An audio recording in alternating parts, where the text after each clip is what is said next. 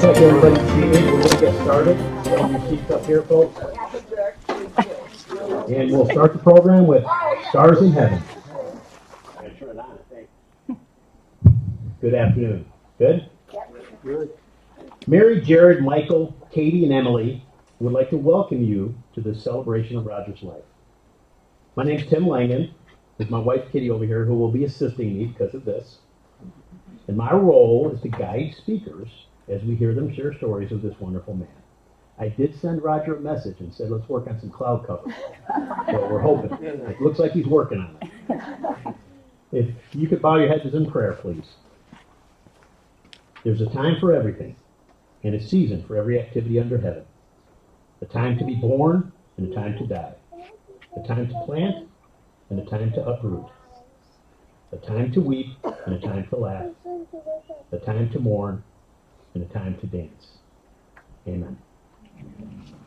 At this time, we have some speakers that Mary has lined up, and I will be introducing them and have them come up and chat. First, we have Vicki Bonavito from Washington Elementary School District, a colleague of Rogers. Vicki? Okay.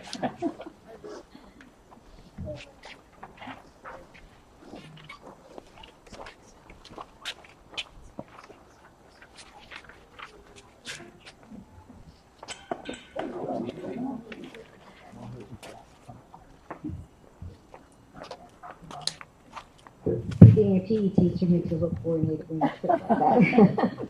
Hi, my name is Vicki Bonavito, and Roger and I obviously work together at the Washington Elementary School District. And he was a wonderful, wonderful teacher. And not only do we realize that the people who work with him, but the state of Arizona also recognized it when the professional organization of Arizona Health and Physical Education Teachers presented him with the Adaptive PE Teacher of the Year award in 2014. Thank you. Which just shows you the type of teacher he was. He loved his students. He was a teacher who did not really have an assigned school. He would travel from school to school, and yet he knew everybody at every school he traveled at, which is quite an accomplishment when you think of all the teachers there are at every school. So I didn't see Roger every day, and I saw, because I worked with some of his students, and he just did a wonderful job with them. And the one thing each year that he did, which was so cute, was at the end of the year, and I always knew Roger was here that day because the kindergarten, first and second grades who he had would get out earlier, and I'd be teaching on the field with the older kids, and I'd see these little tots walking across the field with these big trophies. And I'm talking trophies like this high, and they're like this high. So they're just about carrying them. And they had these big smiles on their faces, and Roger just told me, you know what? People give me trophies, and they were swimming trophies and wrestling trophies. He said, they don't care what trophies they are. They're just glad they got a trophy. And the smile on their face just showed you they're just glad they got a trophy. And that's my favorite teaching story with Roger. I have a personal story that's called the Wakeford Protocol. I don't know how many of you he told us to, but one year it was going around the Washington School District. I had it at my school. The junior high PE teacher had it at her school. We were talking one day, and we had both been out for a week, and we're both going back, and we said, I'm just feeling really lousy, but I've got to get back. And she says, I feel the same way. And I happened to see Roger that day, and he says, oh, I've got the protocol for you. I don't know how many of you have heard him say this, but oil of oregano? Oh, yeah. Okay. Some of you are familiar with that, right? So he wasn't pulling my leg. So he says, you go to the health food store and you get a bottle of oil of oregano. So you got to get the oil of oregano in the dropper. And you squeeze it up and you take a whole dropper full. But he says, and you put it under your tongue. But I'm going to tell you, he says, it doesn't taste real good. So I suggest you have a shot glass of orange juice or something like that so you can down that right away. So I went to the health food store, got the oil of oregano, put it under my tongue. Oh, I thought I was going to die. Took this, thankfully the shot glass was there, swallowed it right away, but it just kind of burnt, kind of burns through you. And I was like, oh my God. But I tell you, I ended up going back to school every day, and the other PE teacher at the junior high, because remember our family shared the same, our school shared the same families. She had to take another 2 weeks off. And when I saw Roger the next time, which was about a month later, I said, I don't know if I should hit you or kiss you. That was the most, when you gave me, and he was like, what are you talking about? I said, well, the oil of oregano. And then he started laughing. And I said, that was the most vile thing I've ever tasted. So thank you for telling me to have the shot glass of orange juice. But you know what? It worked because I'm back at school and I'm feeling great, and Cindy's out and she's still feeling sick. So thank you. And he says, I'll tell you, Vic. He says, even my kids do, and you know how hard it is to get teenagers to do something. And that was a while back. We didn't do it on, he made us do it. Oh, he told me that you would ask for it. But it worked, right? It worked, yes. So now you know, Roger, the Wakeford protocol. So if you ever get the crud, make sure you have that shot glass of orange juice. But it works, so God bless you, Roger.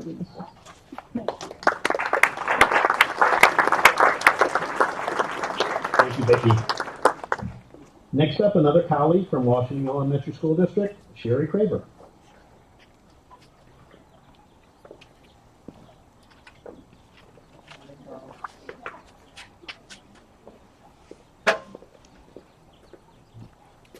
Hi, I'm Sherry, and I started in the district in 1991. I'm a physical therapist, and Roger was already very well established as an adaptive PE teacher when I started, and I am so thankful because he helped me work with a lot of the kids together.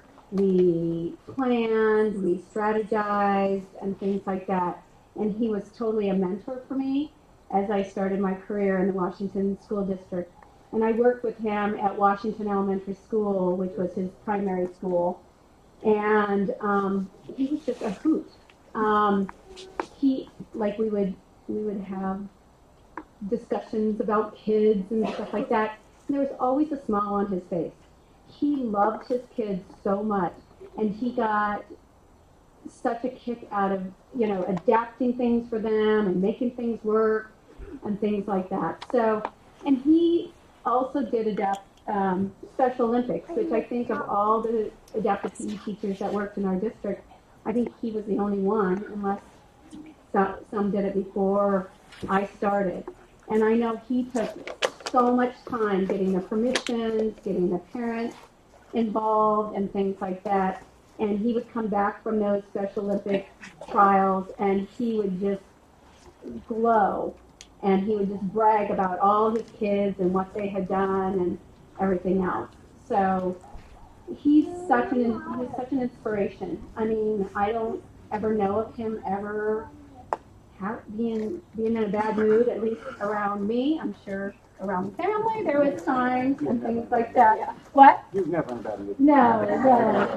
So, but I want to also say I had the honor not only just to work with him and talk about the kids, that he would talk about the family.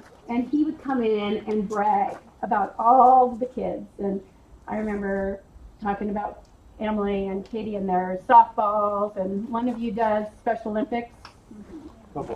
Yeah, and things like that. And he was always bragging, and he was rushing off to go to the next game to support his family. And it just takes a unique person to be able to give so much of yourself at work, in the community, and then go home and continue to give to your family. And I'm sure they never felt like he was never there for them. And because I know that you guys were his pride and joy. And it just showed every time he talked about anything that he did with the family and that. So I just want to say I am honored and blessed to have been able to work with him. And I know thousands and thousands of kids were touched by him, and they had better lives because of him. And I still work with a kid today who's 36 that Roger worked with, and he would bring some toys home that this kid would be able to do in his free time, so his leisure time. So he didn't look at just what was happening at school, he looked at the big picture. So thank you guys for sharing your dad and your husband with me, and all the hundreds of thousands of kids and people that he touched, because he touched the kids and the staff. Thank you.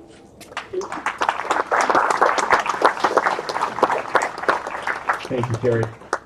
Next up, another Washington Elementary School District colleague, Missy Fales.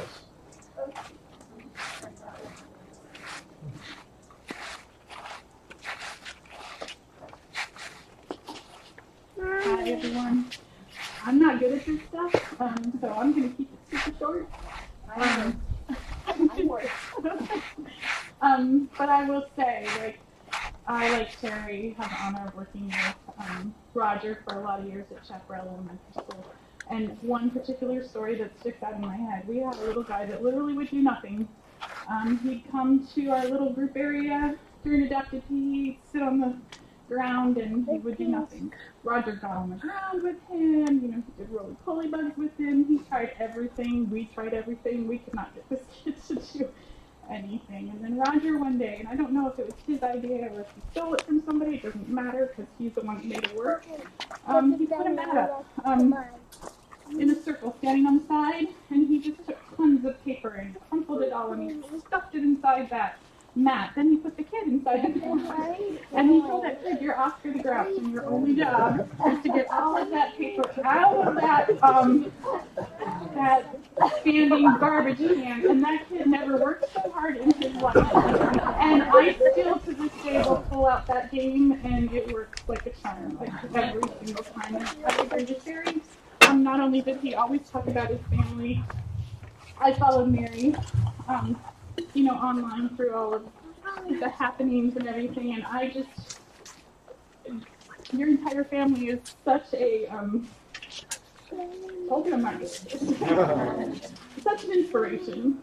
As a cancer survivor, as knowing lots of other people who have battled it, I know how important it is to have a community and a network. And I never ever experienced the kind of community and network that you guys have. And the humor that goes into, just dealing with something like this, it's amazing. And just thank you. Thank you.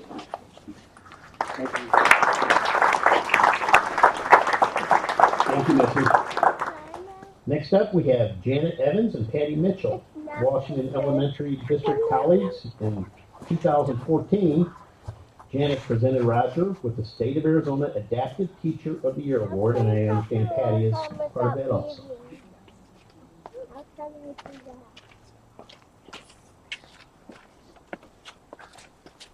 Hi, I'm Jan Evans.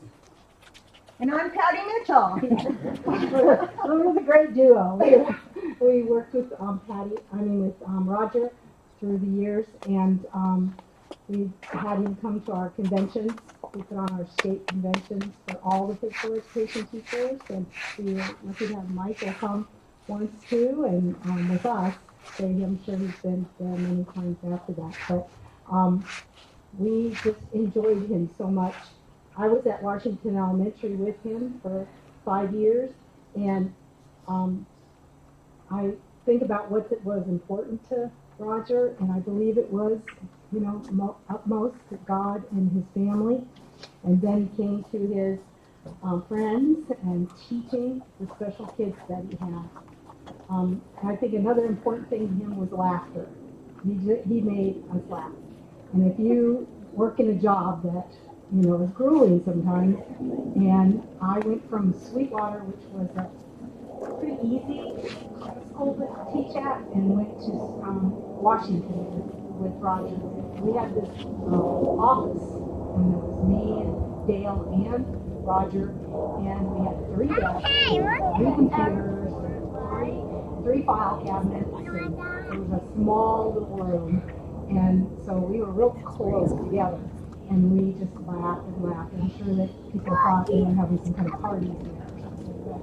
But he did make me laugh, and I really appreciated that a lot. One of the things that he did that he inspired me was by helping me with my teaching, with kindergarten, because kindergarten was so close to some of his special ed classes that he could help me. I had kids at Washington Elementary that would just run everywhere. I couldn't keep them in one spot. So he gave me all these different things to do to keep them in where I needed to. So he was such a help to me. And he also brought me into his family a little bit, and I got to meet them and work with Emily in the swimming pool, and and we did some things like that. And I know he touched so many lives. He touched my life. He touched everybody that I knew's life. And I wanted to say too that I had a couple of little poems. I have one that's a limb has fallen from the family tree that says, grieve, not for me. Remember the best times, the laughter, the song, the good life. I loved when I was strong. I think that your life and your message to the world make sure it's inspiring for when you leave this world. And I know that we'll see Roger someday. We'll all be together again and be able to go up and do all the fun things that we like to do. So I thank Roger for making my job fun and being a bright spot in my life.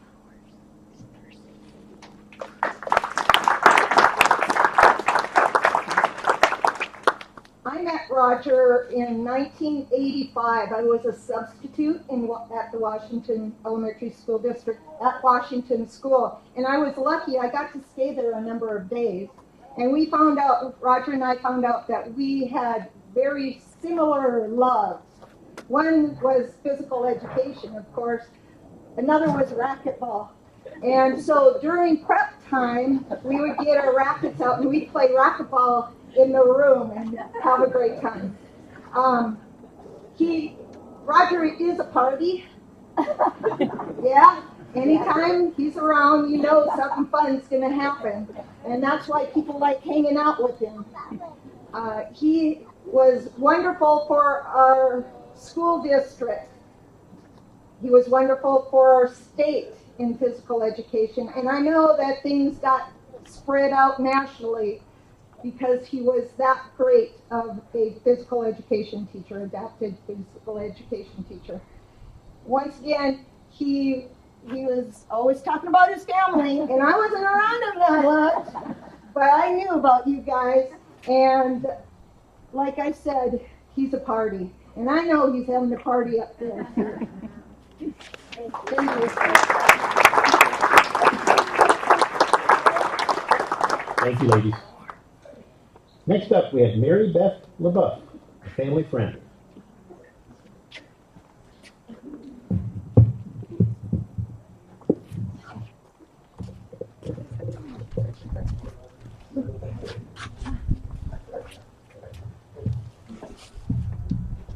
Hello. I have the gift of gab, but Roger's what a crank on me. Anyway, I'm Mary Beth LaBeouf, and I've known, Mary, we grew up in Maryville together. We seem to run into each other time after time, whether it's at ASU or our families. Went to Emily's wedding, went to Katie's wedding. I haven't had the opportunity to witness Roger in taking care of children other than his family, but reading the stories of his pricey obituary and just on and on stories and things that people have shared has inspired me to really, I love children as it is, but I wanted to share something. I wasn't going to speak, but it's a gift that I have for Mary. It just reminded me of Roger, and it resonates with me and probably will forever. So, 100 years from now, it will not matter what kind of house you lived in, how much money you had, nor what clothes look like. But the world may be a better place because you made a difference in the life of a child. And that, to me, really in a nutshell describes Roger. Always hearing about his family, his grandchildren, and I'm sure right now he's probably directing the sports program up in heaven. Not only on his birthday, but every day. So he really did make a difference in the life of not just a child, but all children, anyone he met. I got to experience with Mary throughout the years. She would share, the awards that he won, what he accomplished, about his kids. Excuse me. My niece played soccer with Katie, and our families just seem to always come together for one reason or another, but it always seemed to be with children. So for that, I'm grateful.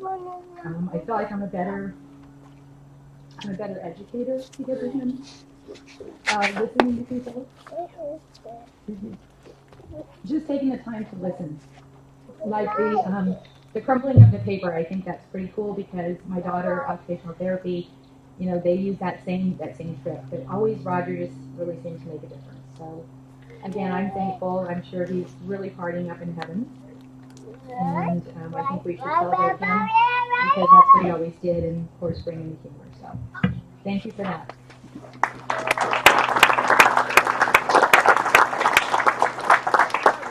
Thank you, Mary Beth. And next up, a former student of Roger's turned teacher, and Roger was so proud of him, earning his degree and teaching at Marshall Ranch. We have Jamie Davis.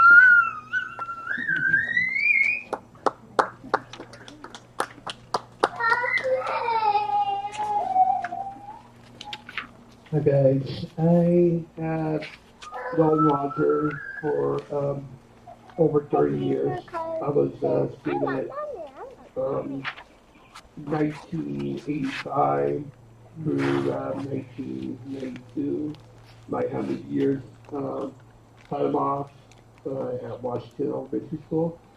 As some of you know, Roger was an adapted physical education teacher, flat coach, you guys were label him as at Washington. He was a coach.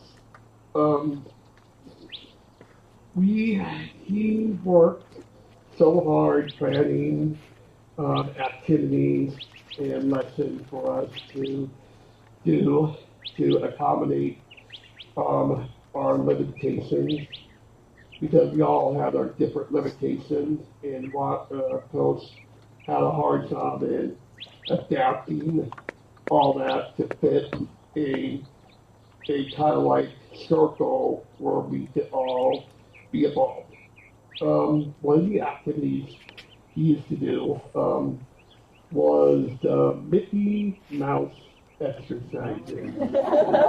Oh my! That was so fun. That got us moving around. That got us stretching at the beginning, but moving around and shaking, and we all had to do it. And he did not let anybody get past not doing the Mickey Mouse exercise. So that was one thought my friend reminded me of. And once he reminded me of that, I remembered him. The other thing is the other activity I remember is the scooter basketball. He would have us all sit on the scooters, shoot the hoop, and he would not take any excuses. He would let you do it. You had to think positive that you would do it. He would always think positive of us and always encourage us. And I think that's what he tried to show us, and accomplish that in showing us. And I know the difficulties that being a research teacher, I know the difficulty that he had to do to create one lesson and all of our students have us all in mind when he created this lesson. And with the stress that comes with it, it also was rewarding for him that to see us all accomplish what he put on paper. Now, what we put on a here. Special Olympics. Special Olympics was a huge part of Colston's life.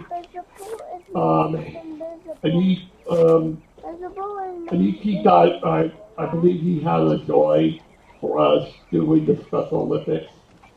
And Special Olympics was a way for his students, his players, to go out there and show what he had. He wanted us all to play. No, he wanted us all to have the right playing time, regardless of the end result. He put the money in out of his pocket for the trophies, made us feel special. That was Coach, and I believe he's rewarding himself right there in heaven, thinking about how the lives he touched. And when I got into community college um, and started my classes, I worked at a place called Community College Adaptive Fitness Center. That's where I realized um, the impact that and the stress that Coach had to want us to, get to the next step because I was creating plans for young adults and older adults. So in time, I worked at Adaptive Fitness Center and I kind of see the impact that Coach had on his students, which is the impact I had on the older, younger adults at the community college level. To close this out, you guys, he was really proud of you, and he would talk about you guys a lot, especially on the last truck ride. He would he was so happy that you guys went into the special education field and you guys were teachers.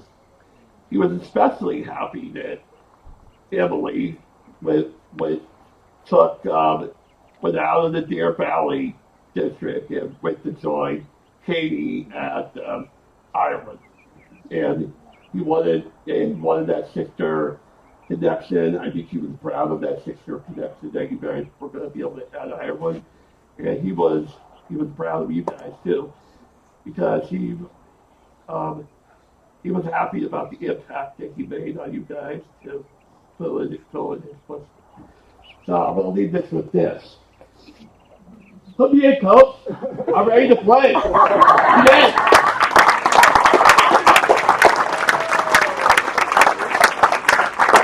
Thank you, Jamie. Now we have a little break. A song, The Pony Man by Gordon Lake.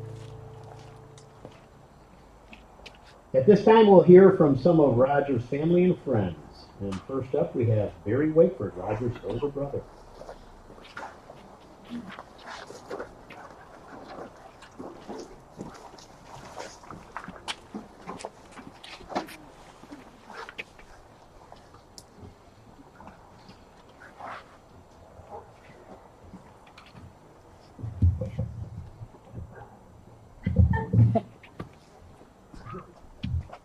Hi, everybody.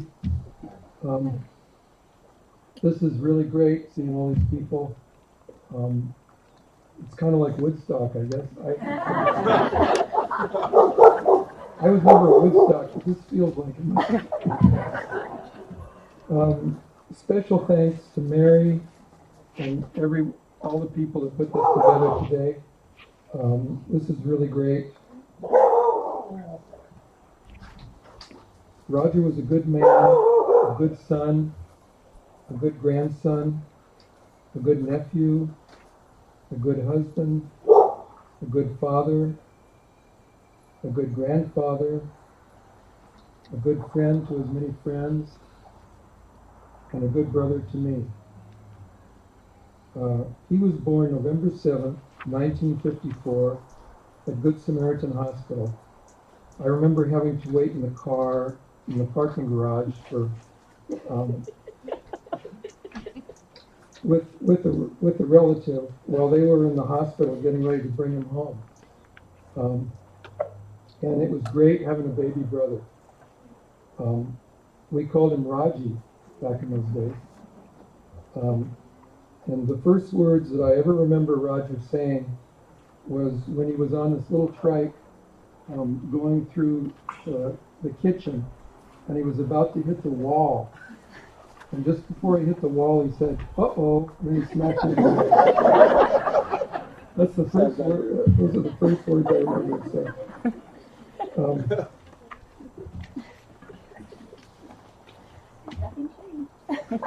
Really?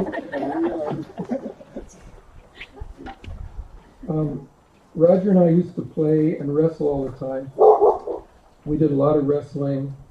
We never hurt each other, but we liked to wrestle. And sometimes we did this really bad thing where we'd wrap each other up in a blanket with our arms like this so we couldn't move, and then the other one could torture them. But we didn't really torture them. It was just the idea of being wrapped up in a blanket that was kind of fun. Anyway, and back when I thought I was Zorro, I had all the neighborhood kids chasing me. And I remember Roger was only 5, but he wanted to participate and was really into playing different characters and changing costumes, and he tried very hard, and I thought he did a good job of it. He was really good. He was only 5. And the other kids and I remember had built a tree house in the backyard, and we weren't allowing Roger to go up in it because he was too young. At least that's what we told him. And when I finally did let him come up the ladder, I remember him looking around at everything, and he was so happy and proud to be up in the tree house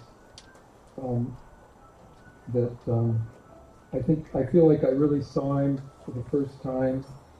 And at that moment, I was really touched. My heart was really touched by, I don't know, it was just this kind of awareness that at that moment.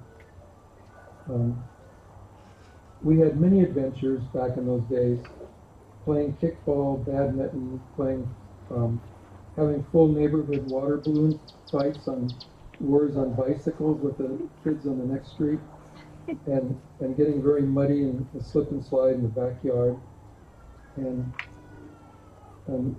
you may know this, some of you may know, but from an early age, Roger collected animals, and he was always bringing them home. He was. Hasn't changed.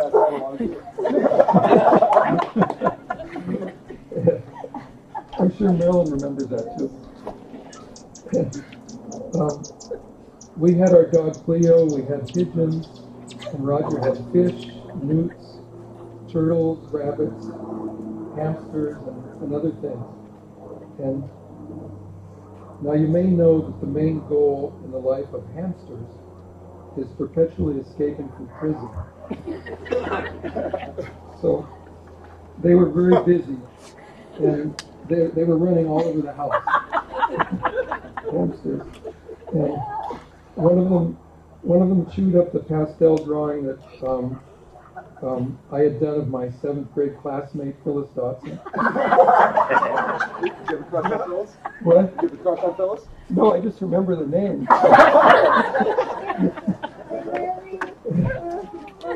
Yeah. It had fallen behind the cabinet, and the hamster chewed it up into these little pieces. And I don't know why it didn't eat it, but it just liked chewing things up. So there's all these little pieces of Phyllis Dotson all over. You like Phyllis? What? You like Phyllis? I think so. I think so. What? Yes. I remember a guy coming into the house one time to try to sell vacuum cleaners to our mom. And the house that we lived in on 10th Street, we had the living room, and then there was a hallway over to the side that ran parallel to the living room, but there was just a little doorway where you could see the hallway. So when this guy's giving his spiel, out of the corner of his eye, this man sees this hamster running across the doorway in the hallway, and he suddenly stopped talking, and then with this weird, bewildered look on his face, he said, "Man, do you have animals?" And I don't know if he was planning on selling or something that, for that or not. But there were many stories like that back then, and I'm sure Roger would remember a lot of them also. But I can't go into all of them, but there were a lot. Roger, I am very grateful for the time we have had together, especially in the last few years. I've been feeling a lot of pain lately, missing you. I thought you'd always be here to talk with. But you know what? I realize you still are. I feel that you are watching over all of us, still guiding your children, your grandchildren, and we can all still talk with you. The best thing is that you are free now to move at lightning speed with no more pain. I love you, Raj, and I always will.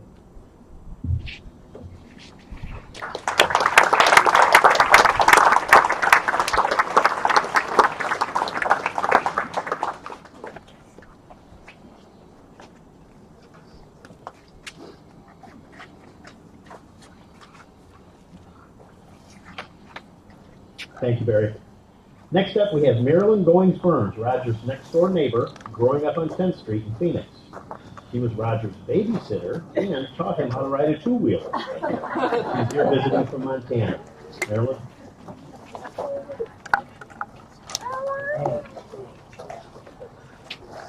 I didn't prepare anything written, but I have so many memories of when the family moved next door to us, the three of them, and what a privilege it was and a blessing to have them as neighbors.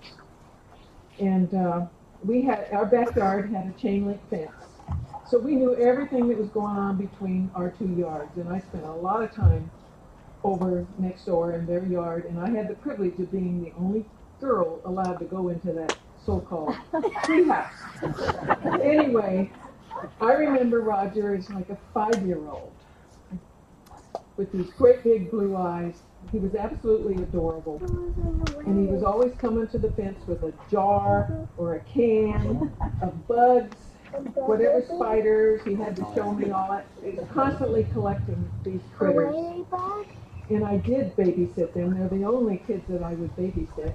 I didn't like babysitting. And I wouldn't do it. But babysitting them was just hanging out with them. And Barry would do all this artwork, and we would just talk, and they would go to bed. There he goes again.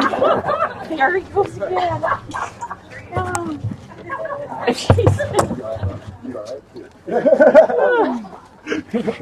Oh, gosh. They go for a blood draw. That was really quick, guys. It's not as quick as I used to. Anyway, Roger was a very kind young boy, and his mother, who was absolutely wonderful, we loved their mother. She was a dear friend of our family. They took us water skiing, Barry and Roger, and she took the three of us. All three of us would go water skiing, and Roger was the only one that could really get up on the skis. So I remember when he had a bicycle, and I ran up and down the street with him, holding on to that bicycle. And he bought this Mustang that I had. He bought that back from me. And it was Ben's.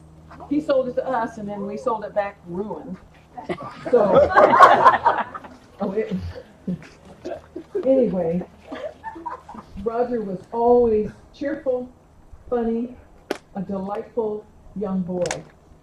And when he came to see me in Downey many years ago, when him and Mary came, they had Jared, was a little toddler, and I think they came twice.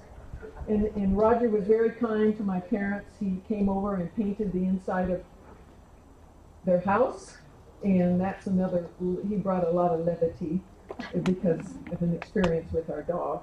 Anyway, yes. So when I came to see Roger about 1.5 years ago here, I hadn't seen him in a long time, and I realized his body had let him down, but his character was just the same. he was absolutely the same lovely person that he grew up. When he was little, he was the same Roger. And I just loved him and still love him. Loved Barry, loved his mother. And I've been in touch with his mother for a long time with her funny Christmas letters. So anyway, it's a privilege to be here to honor my wonderful little neighbor.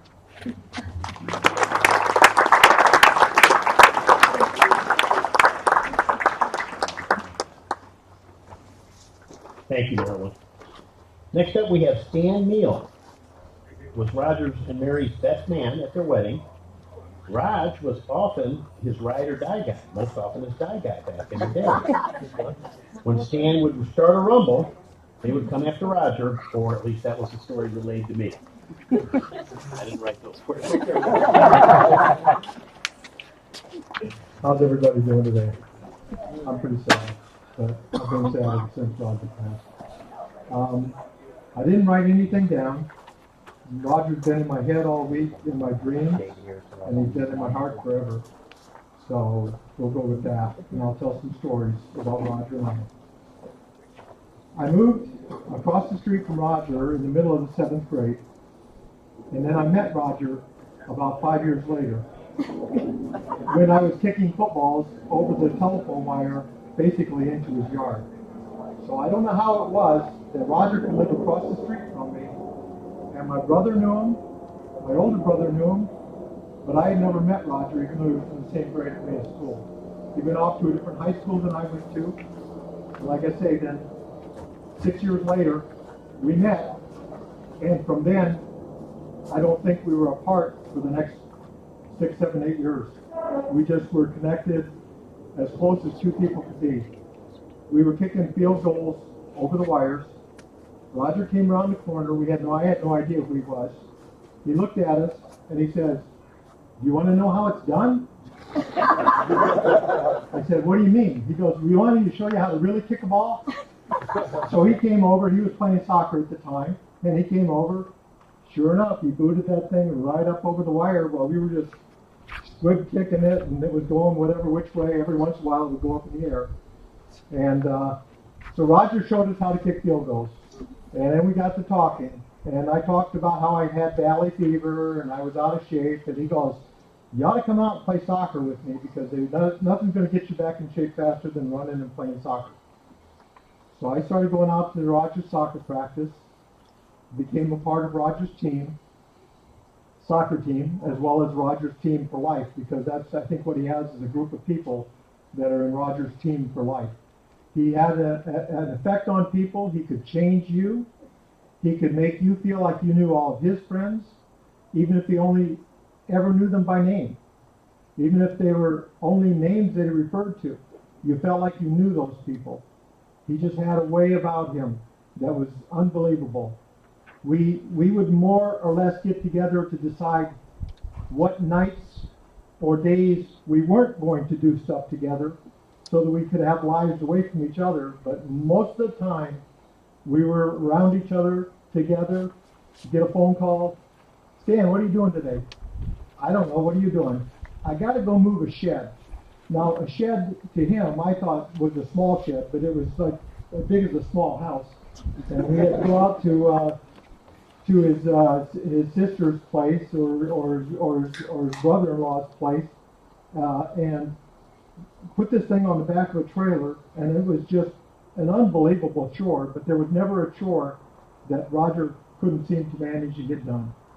So we just had an ability to do things. We started playing handball because I thought I was a good handball player, and Roger goes, "Oh, you play handball, we ought to go out and play handball sometime."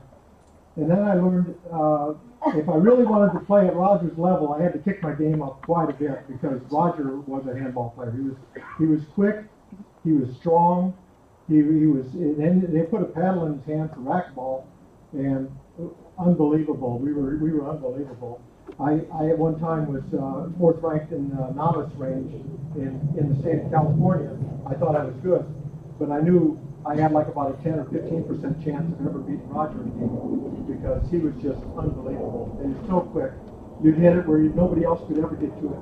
And not only would he get to it, but he would return it back with a kill that was unbelievable. So, and we survived the disco age together. We went out a lot during that time and did a lot of things, and we got into more trouble than I care to think about. I remember we used to go out to Denny's afterwards. One of the stories that Roger liked to hear about was we go to Denny's and then usually say something, do something. We were always defending each other's backs, and in this case, we were with the soccer team. So somebody had done something to one of our other soccer players who was a little smaller than us, and they were like getting at it. And it was a kind of a big husky cowboy type character. And I don't know. I looked over at him and I said, "Hey, so I got to ask you a question." I said, "Why do you have a 10-gallon hat for a 5-gallon brain?" The next thing I know, we were all out in the parking lot with a couple of police officers. And I remember as he's trying to put handcuffs on me, I didn't even think about it, but I just kept moving my hands. I couldn't get the handcuffs on me. The other guy that was involved in the scuffle was already handcuffed over there. And I'm just like sitting there, because at the point that the guy finally gave up and said, "Okay, fine, let's just, you guys are going to go your separate ways and call it even." But yeah, Roger always had my back. And another incident we had was going to a place where they play volleyball, sand volleyball. I think it was called the Sandbox. And it was a little drinking place that had outdoor volleyball. And we were playing volleyball, and we get pretty competitive at almost anything. Changed me from the person I was to the person I am, just by getting to know Roger, getting to know his friends, getting to know his life. And he was beyond special. And I think everybody here that knew him would think the same way. Thank you all for letting me speak. I appreciate it.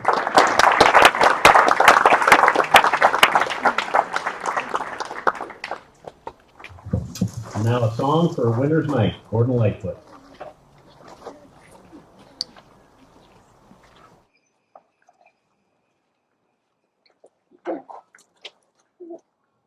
At this time, I would like to invite Bob Vargas to the podium. Bob has been a dear friend of Raj. They met during their tenure in the Washington Elementary School District and has known him since his 30s.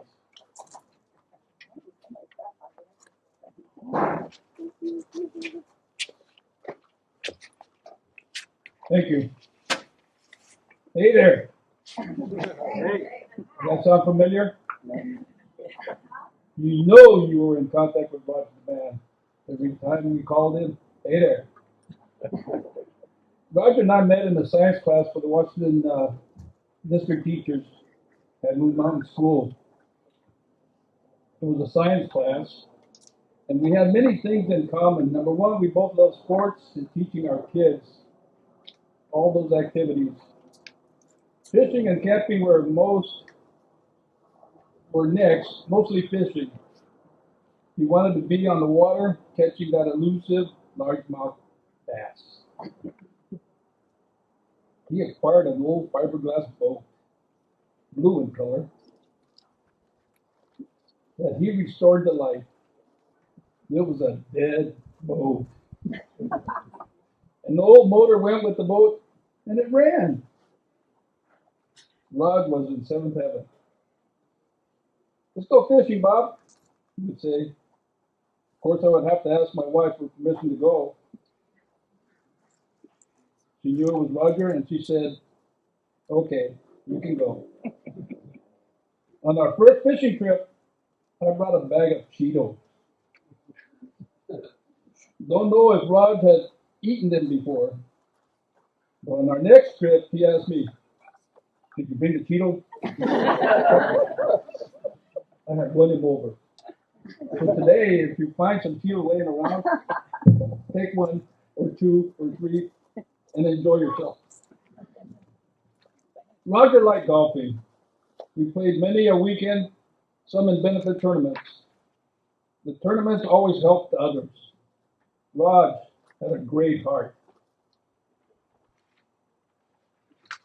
Raj was quite the herpetologist. Any snakes that were not poisonous, he would want to catch and hold it. I was leery of snakes before I met Roger. but I saw how good he was with them, and it made me less fearful of them. I even allowed my son to have a boa constrictor in the house, Bert by name. Would not have happened thanks to Roger. Roger always had projects going, and that he included me in them.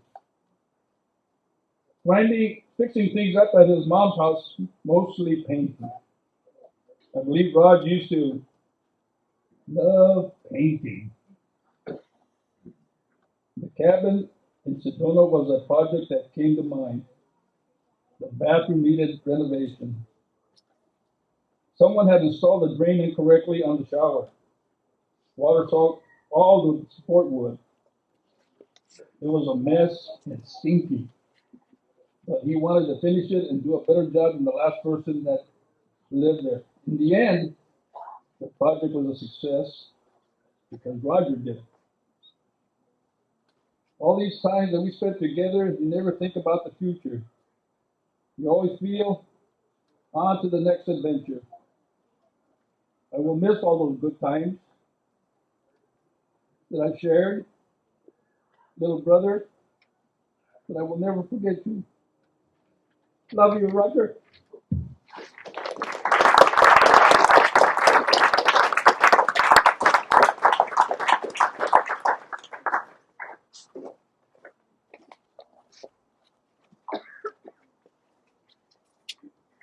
Next up is Mike McMahon, taught with Rod for a few years and a lifelong friend.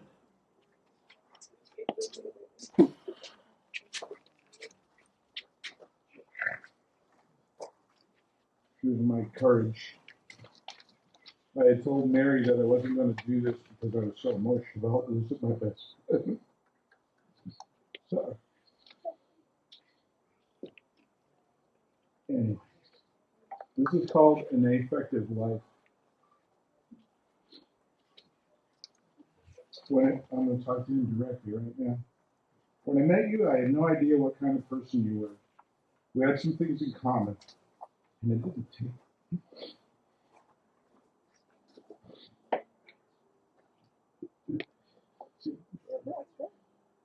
It didn't take long for us to be friendly with each other. It was easy to talk to you. You had a strong personality, but it wasn't the in-your-face type. When we got really close, I would enjoy shocking him with something I said. For example, how do you have blonde hair and a red porn stash?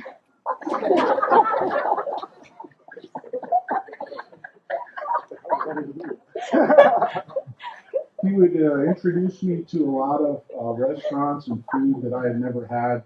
One was a Bitter Creek Sandwich Company, La Paria Suiza. But he himself had a really strange appetite. Eating Braunschweiger. Have you guys know Braunschweiger? Is that scraped off of someone's foot? And then with Bobby, we would go fishing and eat chicharrones. And I actually like those, but you know how bad it is for you. We started to know each other's family. You had just had a baby boy, Jared. And I get to meet your wonderful, funny, smart, and kind wife, Mary. You both were a perfect fit and someone that all of us could model a life after. You loved my mom, and I loved your mom. We painted her house. We did all kinds of things. You had so many skills. And you knew how to get my mom going, too. And she would fight back by pinching his nipple.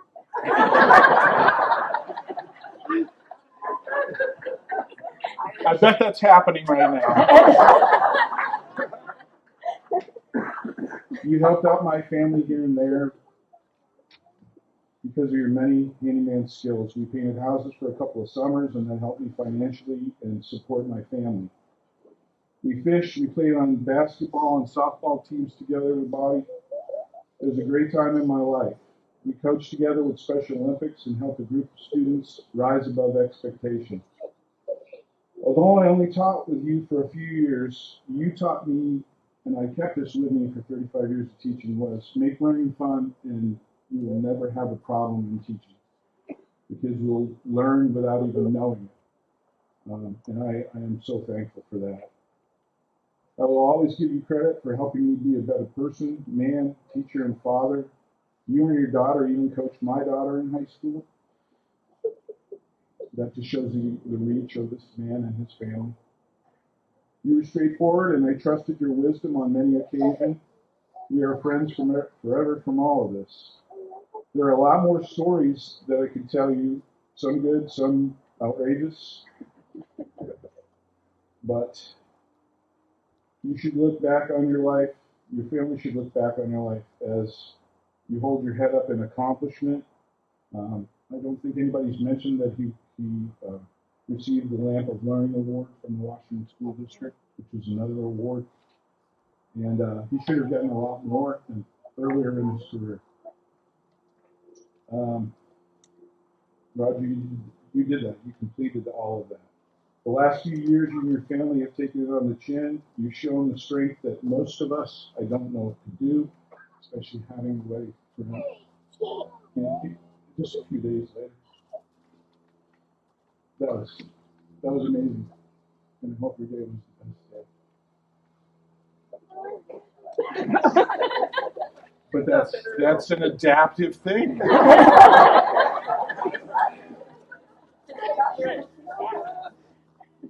Your family pulled together like no other I've seen in my lifetime at a serious time of her and made your day special. You can't be upset with any emotion they or any of us shared about you, because that's what love is all about. We love you.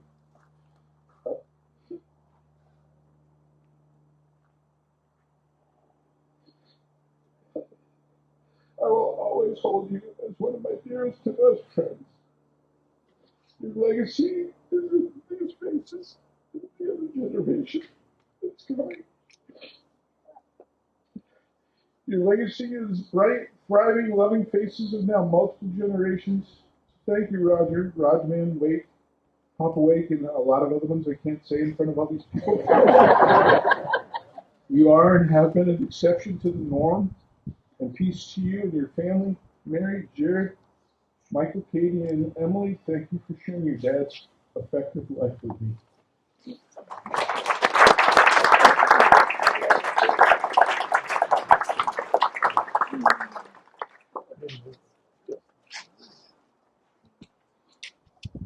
Now we'll hear I Hope You Dance by Leanne Womack.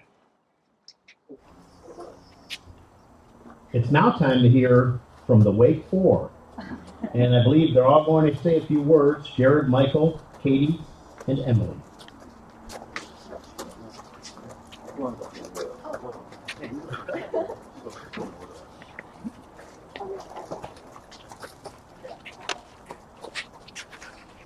Okay, I'll try to get through this.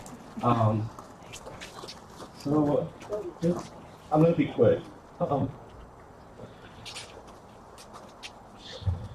It might be a little personal. Just a little bit about like the human being that was my father. Being an adult, teenager, young man, like being different than others. I remember the day.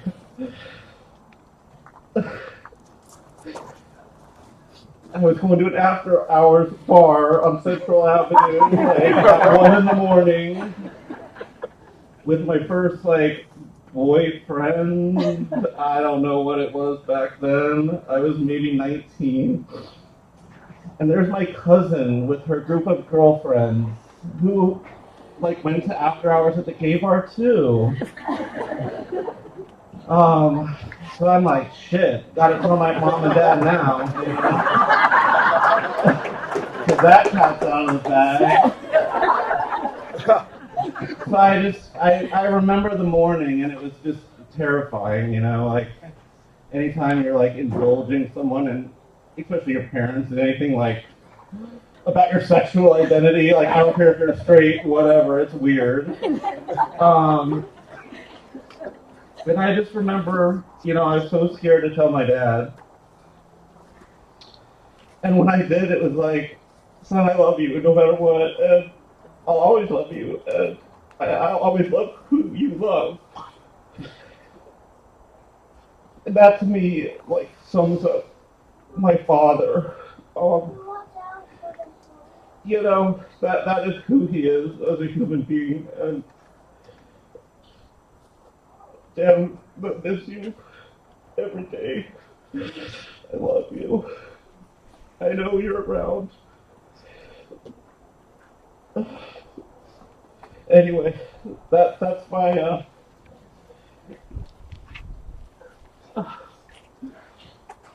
Jared Wakeford, ladies and gentlemen.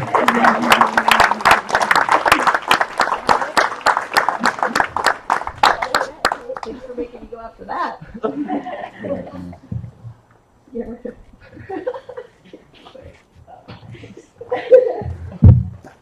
Wait. Here we go. Okay. All right. So I was sitting at a red light the other day, and a memory came to me. It took me back to a few years ago, probably about 10. When I was sitting at that very same red light. I guess sitting isn't the appropriate verb, more like running into the car in front of me. Oops. You would think this would be a negative memory for me, but it wasn't. It brought a smile to my face because it reminded me of my dad. He was my first phone call. And as I sat in the McDonald's parking lot with the victim of my bad driving and the Glendale PD, my dad showed up. Within minutes. It was always shocking how quickly he got somewhere when we needed him. He was our Superman. He also showed up to my very first car accident, too.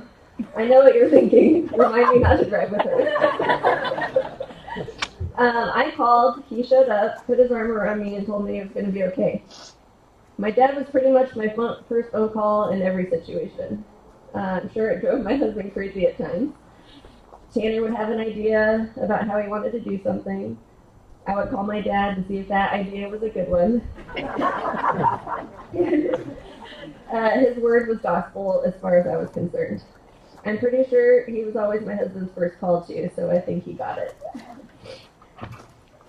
Sitting at that light that day and having that memory made me smile, and I realized I'm going to have those memories a lot, as I'm sure will many of you, because my dad was always there. If you needed something, he was there. If you didn't need anything, he was there. Sometimes you didn't even realize you needed something until he pointed it out, and then he helped you achieve it. I'm sure most of you here know what I'm talking about, as all of you have probably been on the receiving end of it. He was there for the good and the bad, loving us through it all. He was the best part of all of our lives, and I feel blessed that he was ours. Dad, I love you. The love that you showed and the impact you left on those around you will continue through generations. Thank you for showing us the way. We've got it from here.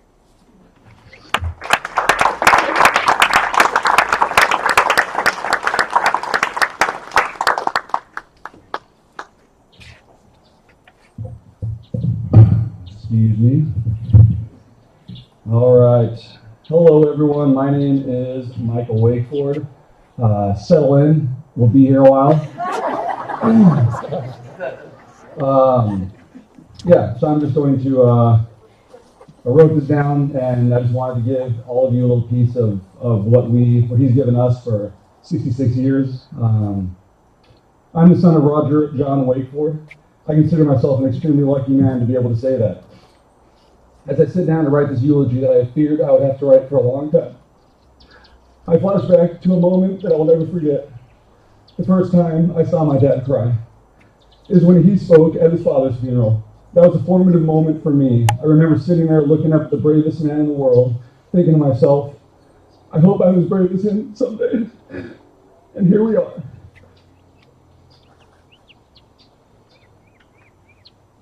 Now, I'm not as half as brave as he was. And let's be honest, I assume this is not the first time that you've seen me cry. I never want to do this, obviously, but since I'm here, I just want to say how honored I am to speak to you all about my dad, about our dad.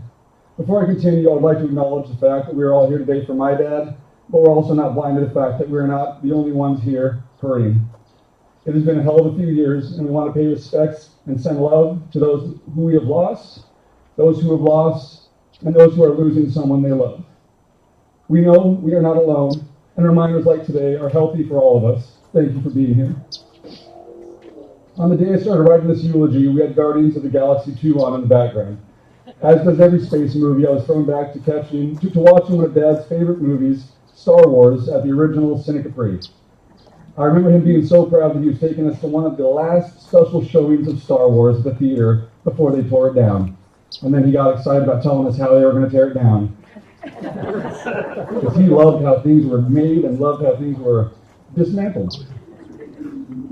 As a child, everything we did was an adventure. It had a purpose, and at the time, all we knew was that purpose was fun, until you step on a hornet's nest chasing a snake.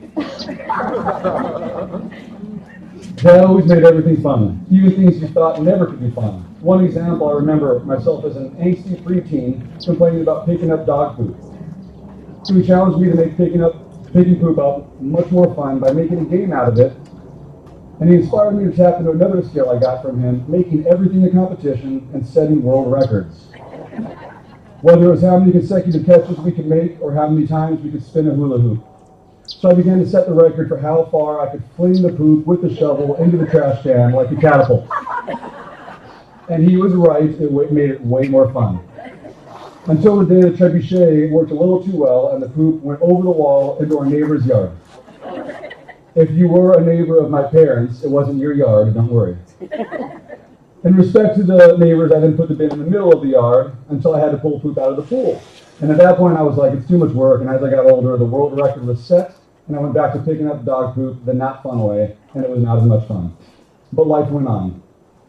And he came up with hundreds more challenges, the final challenge being one of his hardest. One time he challenged us that we couldn't chip a golf ball from across the lawn onto a fresh pile of moose poop. So we had a great time. Moose is a dog, by the way. Just want to make sure. There's no humans named Moose, Mom. I think. Oh, not an actual moose. I see.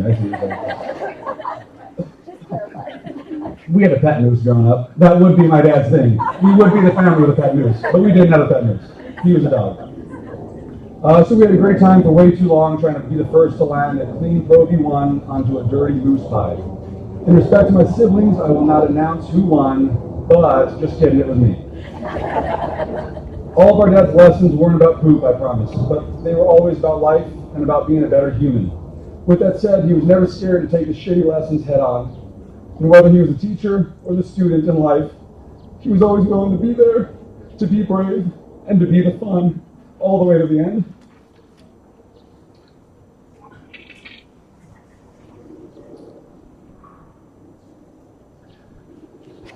When we learned finally in December 2020 that our dad's situation was just as bad as we all have been fearing, we began a tightrope balancing act, which is the best way I can describe it. Although at this point we had been on this Ohio Wire ride for about a decade now, so we considered ourselves professionals who learned our trade using a mix of life punching us in the mouth, WebMD, Google, and YouTube tutorial videos to earn our trapeze artist degree. Although looking back, it felt more like earning a Daredevil degree. We have definitely earned our stripes. Speaking of earning our stripes in the Wakeford family has been an absolute joy. I'm sure my siblings will agree. And I just want to say I'm so proud of my brother and sisters.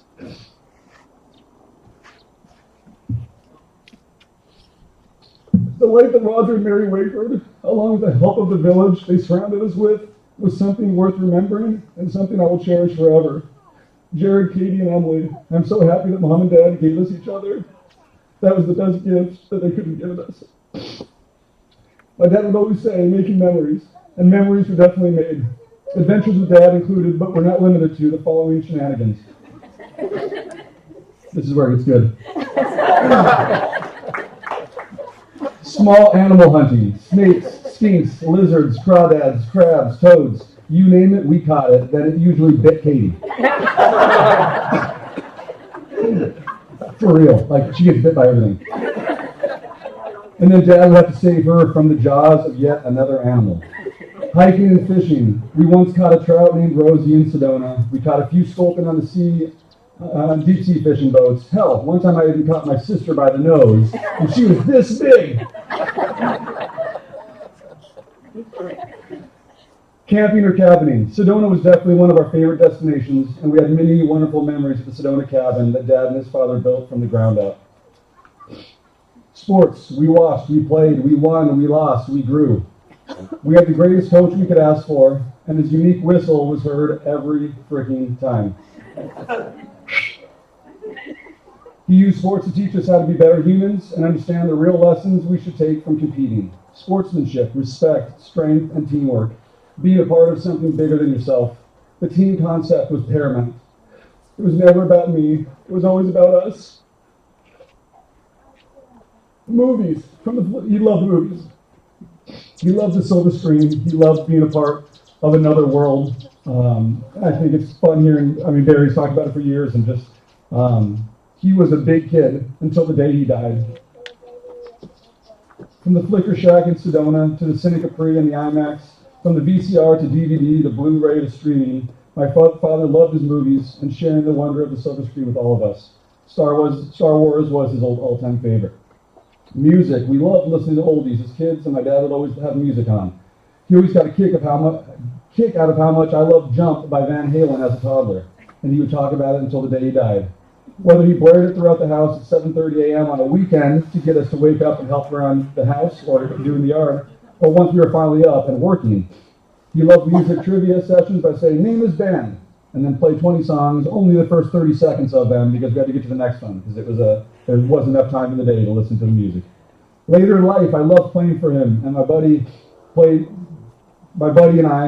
Kyle and I have written music together for years. It is not very good music yet. Sorry, Kyle, but you're aware. But he was our biggest fan, and he loved listening to us, and he loved hearing us. Yard work. We made yards look good. He took pride in our yard, and he took pride in our yard, and he has instilled that in the rest of us. He loved biking. He loved watching the Tour de France every single summer, and I will always think of him when biking down Mission Boardwalk or down the canal. Golfing with my father left us memories that will never be forgotten. Coaching golf with my father created more, not just for us, but for dozens of high school golfers who are now better men thanks to Papa Wake. Some of them are here today. Go Cougars. Love you guys. Thanks for being here. I said it time and time again while it was happening. I'm going to say it again. Coaching those boys with my father for all those years will be forever a highlight of my life. School field trips. When we got lucky as kids, we got to play hooky from school and went to school with Dad to hang out with him and his students and serve as his junior helper for the day. And he had the coolest classroom, he had the coolest students, and he was the coolest teacher. Working and helping. A lot of our ventures had ulterior motives attached to them, which has not only created memories with each other, but also helped out his village in any way that he could. We've heard it time and time again from people that stood up here today. When jobs needed to be done or someone needed assistance, my father was there in a heartbeat with his tools and his positive attitude. Even if he didn't have the right tools, which seemed to be most of the time, his positive attitude and ingenuity would take over and we would get the job done with sheer will. Where there's a will, there's a way. More like where there's Roger, there's a way. He always laughed about spending way more time on projects than needed because we like to do everything the hard way. Now I look back, we weren't doing it the hard way. We were just taking more time to share together and make memories.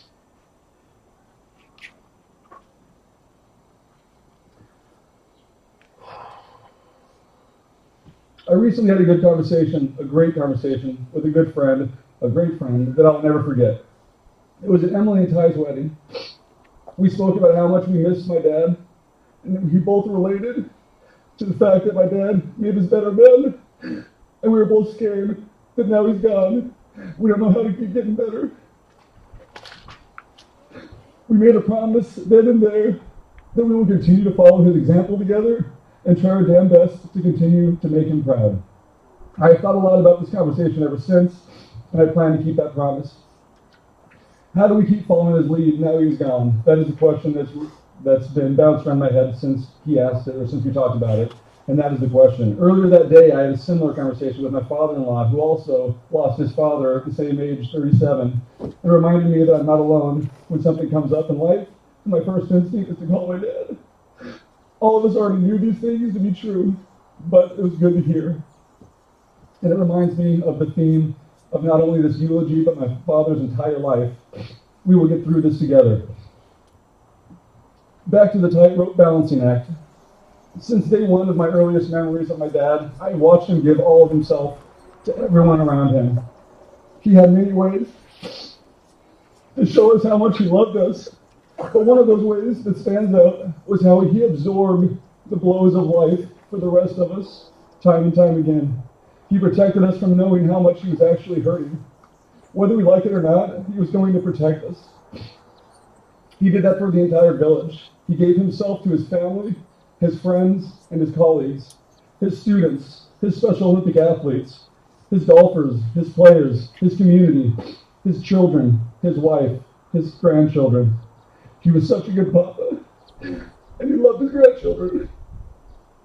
And I'm so glad they were able to meet him and spend time with their papa, and for any future grandbabies. Don't worry, Papa's legacy will be passed on through the generations by each of us. They will meet Papa through us. It always comes back to his family. Every decision, every plan, every project, family, always. He always came back to family, even in the end. He was home just as he wanted to be, and he would have it no other way.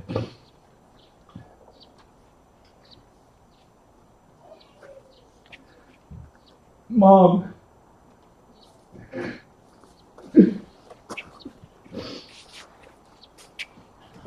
We know you have absorbed a lot to make that wish happen.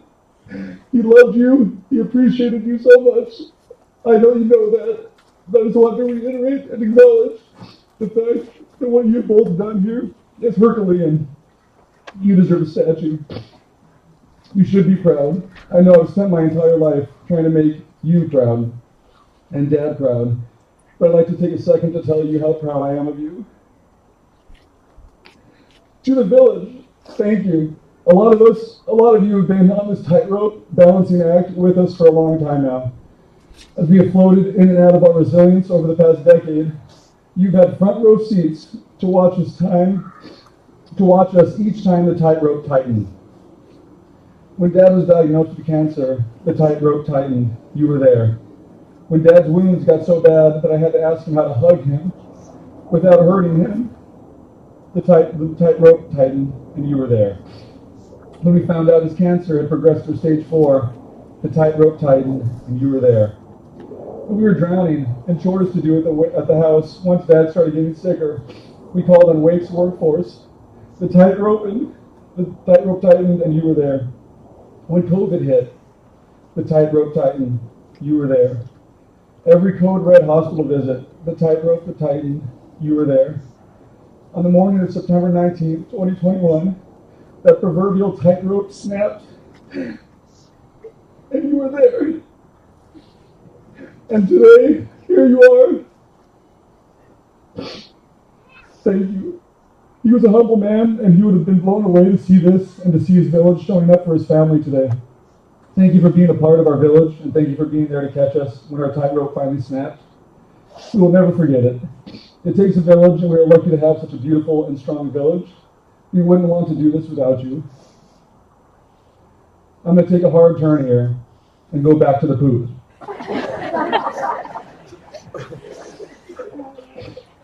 I wrote safeguards in here, as you can tell. If you're wondering, the poop clean world record is about halfway across my parents' Maui house backyard, about 15 yards, from wall to pool. I dare you to try to beat it. My dad would be proud of you. My point with the poop is, my dad always made every situation a positive one. He found the silver lining, always. He recognized the beauty around him at every moment, and he took it all in for every breath he was given. My dad somehow had a way of holding a pure hope and appreciation for everything around him, no matter how bad it got. Until his last breath, he was going to make the most out of each and every conversation he had and every moment he experienced. His presence lit up every room he was in up until his last day, and his energy and spirit were contagious to those who were lucky enough to share his company. Things could not have gone worse for him at the end, and he deserved so much better. Yet he stayed his course, he was brave, He was courageous, he was joyful, and he was hopeful. And in the face of the worst thing that has ever happened to him, he kept his humor and wit. He continued to love and support us, continued to protect us, and continued to pump light into the darkness that we couldn't help but get trapped in. As a public educator, I've always said that we have front row seats to both the beauty of our world as well as the tragedies.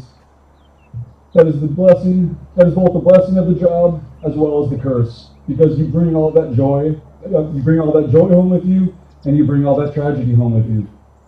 Our father served his community as a public special educator for 41 years and was able to always focus on the beauty around him, at school, and at home. It should have been no surprise how he went out smiling as well. He was proud of his life. He was proud of his family. He was proud of his village. He was taken care of brilliantly all the way until the end. Mom, you were so good to him, and you supported and cared for him with grace and dignity that he deserved. You did an amazing job. My father deserved more, and selfishly, I wish he got what he deserved. But I also know when it comes to moving forward, he has given us the tools we need to continue to follow his example if we were paying attention. Standing here today, it was a beautiful thing to take in how many people have been paying attention. To help keep his legacy alive and continue breathing for him, we put together some Papa Wakeisms. And these are things that he said, did, or that we know to be true after growing up with him.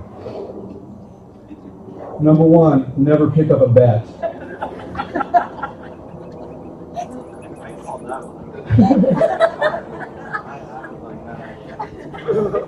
Number 2, you're a legend in your own mind. What are you, a big tough cream puff? The sheriff is watching. You're not allowed to use fluorescent golf balls unless you're Maggie. Face the wheelbarrow in the direction you'll be taking it before you fill it up. It's an important one. Take it. That's from his father. Make memories. Don't touch that, Mary. There's probably worm juice all over it. Are you a man or a mouse? Or once Katie and Emily arrived, are you a woman or a mouse?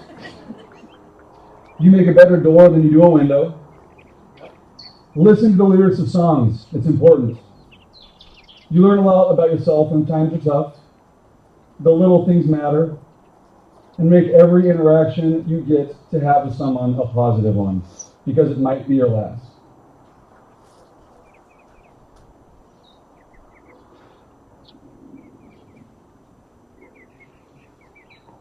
And lastly, be bright, even when it is darkest. One of the last times Papa went to the hospital, I bubbled up for a few days over here to help out, and I binge watched a show on Netflix called Sweet Tooth. As I wondered if he would come home from the hospital that time, a quote from the show struck me like a freight train. It's a difficult thing, letting go.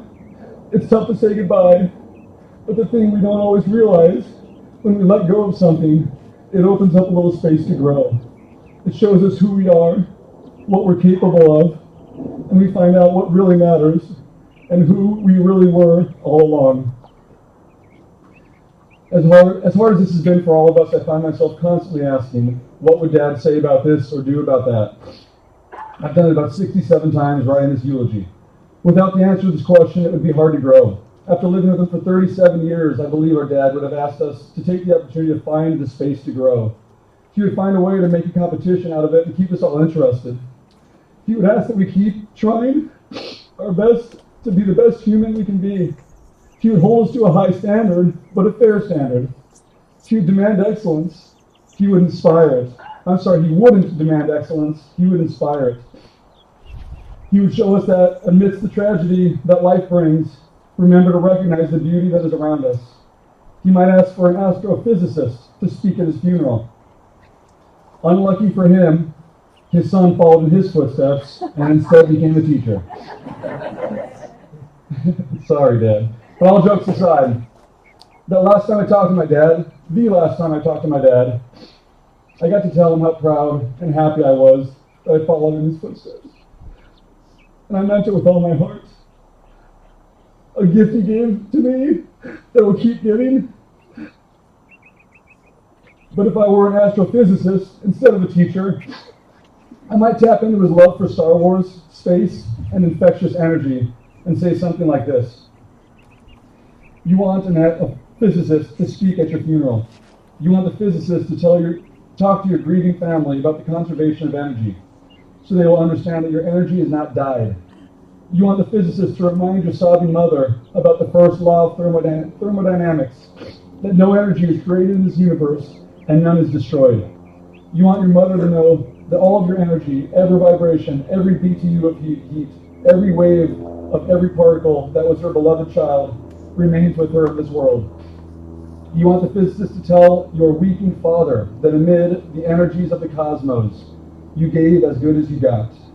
And at one point, you hope the physicist would step down from the pulpit and walk to your broken-hearted spouse there in the pew and tell her that all the photons that ever bounced off your face, all the particles whose paths were interrupted by your smile, by the touch of your hair, hundreds of trillions of particles have raced off you like children, their ways forever changed by you. And as your widow rocks in the arms of a loving family, may the physicist let her know all the photons that bounced from you were gathered in the particle detectors that are in her eyes. Those photons created within the constellations of electromagnetically charged neurons whose energy will go on forever. The physicist will remind the congregation of how much of all of our energy is given off as heat, especially on a hot day. There may be a few fanning themselves with their programs as he says it, and he will tell them that the warmth that flowed through you in life is still here, still part of all that we are, even as we mourn and continue in the heat of our own lives. And you'll want the physicist to explain to those who loved you that they need not to have faith. Indeed, they should not have faith. Let them know that they can measure, that scientists have measured precisely the conservation of energy and found it accurate, verifiable, and consistent across space and time. You can hope your family will examine the evidence and satisfy themselves that science is sound and that they'll be comforted to know your energy is still around. According to the law of conservation of energy, not a bit of you is gone. You're just less orderly. Amen. So here we are. We have the entire universe to spread our energy, which should be plenty of space to grow. In the end, our energy can be contagious if we are intentional about it, and that is evident today. He was intentional about it, which is why his energy will live on around us as we continue breathing his life into the world, for our kids, for our grandkids, for each other, and most of all, for us as an individual. Be bright even when it's darkest. I promise I will try my best to take that advice. Village, I ask that you hold me to it. I do believe in my chances to keep my promise, since I'm the proud son of Roger John Wakeford. I've had quite an example to try and emulate. My mom gave me a bunch of old schoolwork from elementary school a few months back, and on top of that pile was a project about what I wanted to be when I grow up. I drew a soccer coach donning the slick purple and yellow sunburst soccer coaching polo and short shorts. Go Sharks. Any of you were out there. I didn't want to be a teacher. I didn't want to be a veterinarian. I didn't want to be a rock star. Hell, I didn't even want to be a physicist. I wanted to be my dad. Luke, I am my father. And thank you for indulging me. I just had to get at least one Star Wars quote in there for him. If I can be half the man he was, I will call it a win. I will always strive to make him proud and channel his energy as long as I'm breathing. I hope I will forever continue to feel his energy everywhere I go, even when it hurts. I have to believe my dad's legacy will be enough to continue to inspire those who are left here, even though he is no longer. I also believe that the only way that this happens is if we keep his energy alive. Standing here today, I believe in us. I believe in this village. After all, it's in my blood, and he believed also.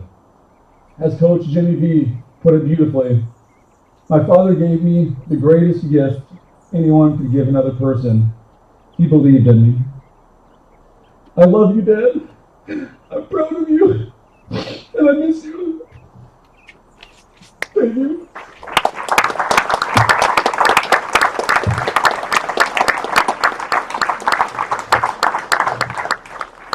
Now, as a booking, follow that.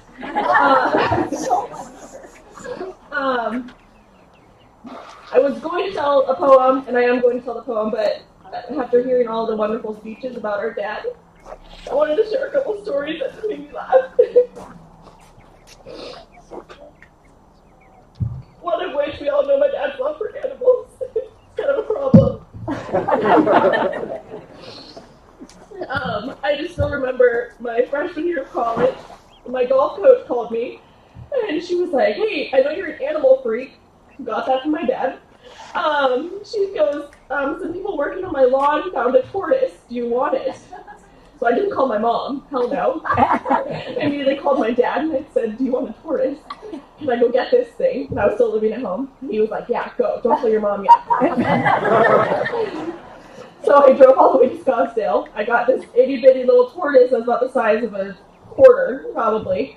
So we're thinking it's so cute. And then we take it to the vet, and we find out that it's one of those sulcata tortoises. It's going to be like 200 pounds and outlive all of us. Mom was like, hell to the no. Dad was like, we're keeping it. Great compromising going on in the household. So anyway, we had this tortoise. We named him, what did we name him? Leonardo or something. We named him after one of the Ninja Turtles.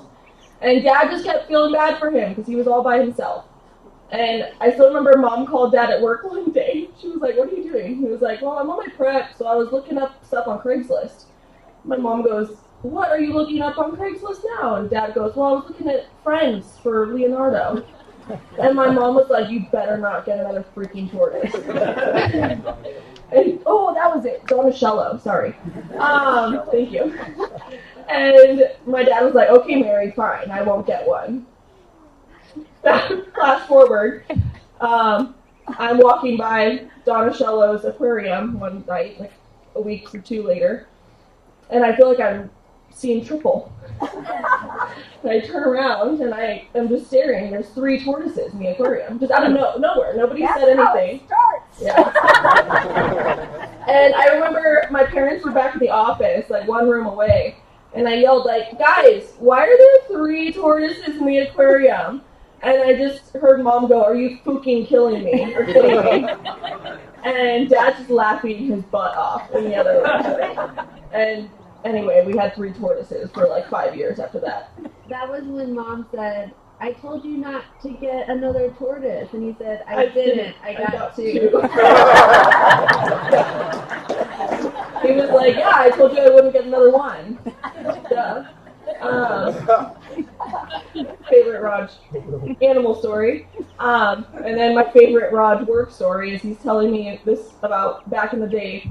He had a student who had brittle bone syndrome, which is similar to marble bone syndrome, but it's too much calcium in the bones, so pretty much any wrong move and the kid will break or fracture many bones in his body. And I just remember Dad talking about there was like a big lawsuit with the school district and this kid, and I was like, well, Dad, you have him for PE. Like, what do you do? And he goes, you kidding me? That kid played Uno every day. So that made me laugh.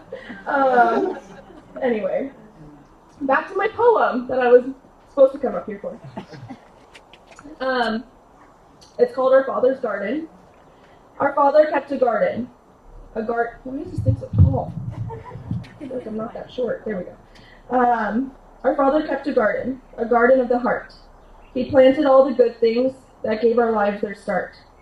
He turned us to the sunshine and encouraged us to grow, fostering and nurturing the seeds of self-esteem.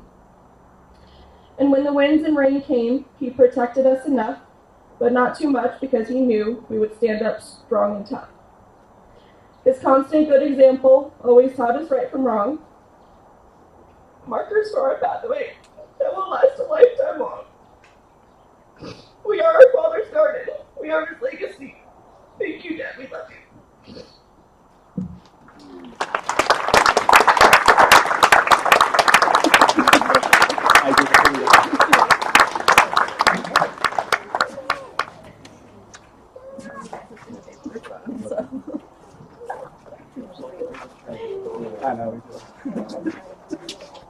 Thank you, kids. That was wonderful. Now,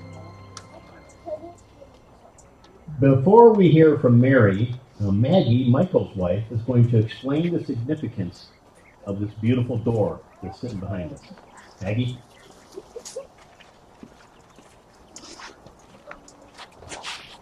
All right, so I'm going to read this. Mary wrote this, and it's beautiful. So the story behind the door. The first time Roger and Mary laid eyes on each other, Roger opened the door to his parents' Moon Valley home to his friend and his friend's date, who happened to be Mary. Roger was wearing light blue slacks and a crazy geographic design shirt. It was the 70s. Mary was clad in boots, denim gauchos, a red tee, a kerchief tied around her neck. Don't laugh, somehow it made an impression. Her words, not mine. They headed out. Mary's date, Roger's soon-to-be ex-buddy, her future husband and his then date, to a Bonanza Steakhouse in Roger's mom's Chevy Malibu, and then dancing at a place near Metro Center. It was a non-starter for Mary and Roger's friend, which they wouldn't know until several months later. Roger had ended it with his girlfriend the next day, then badgered his buddy for months for Mary's number, which was eventually coughed up. Roger and Mary were inseparable ever since.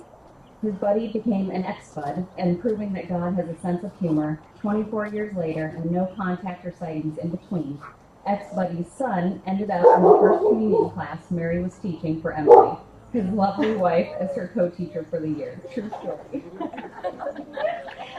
And as for the door, where they first laid eyes on each other, it is a permanent fixture in the backyard after being salvaged from his parents' home remodel. Mary might still even have the pair of gauchos, boots, and kerchief to thank for delivering her life's love, their beautiful family, and all the goodness and blessings throughout the year.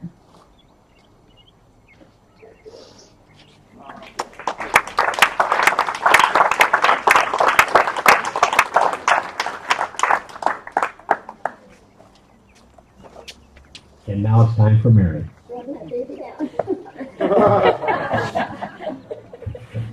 Okay.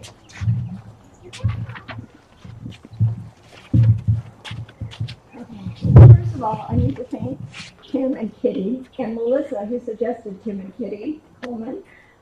You have been perfect, and this is the vision that I had for my husband's service. So thank you. Thank you for all of you. I'll just go like this. Okay. I had to suppress the urge to deliver my husband's eulogy in my "when you're bored with your quarantine" wardrobe photo shoot. Gown.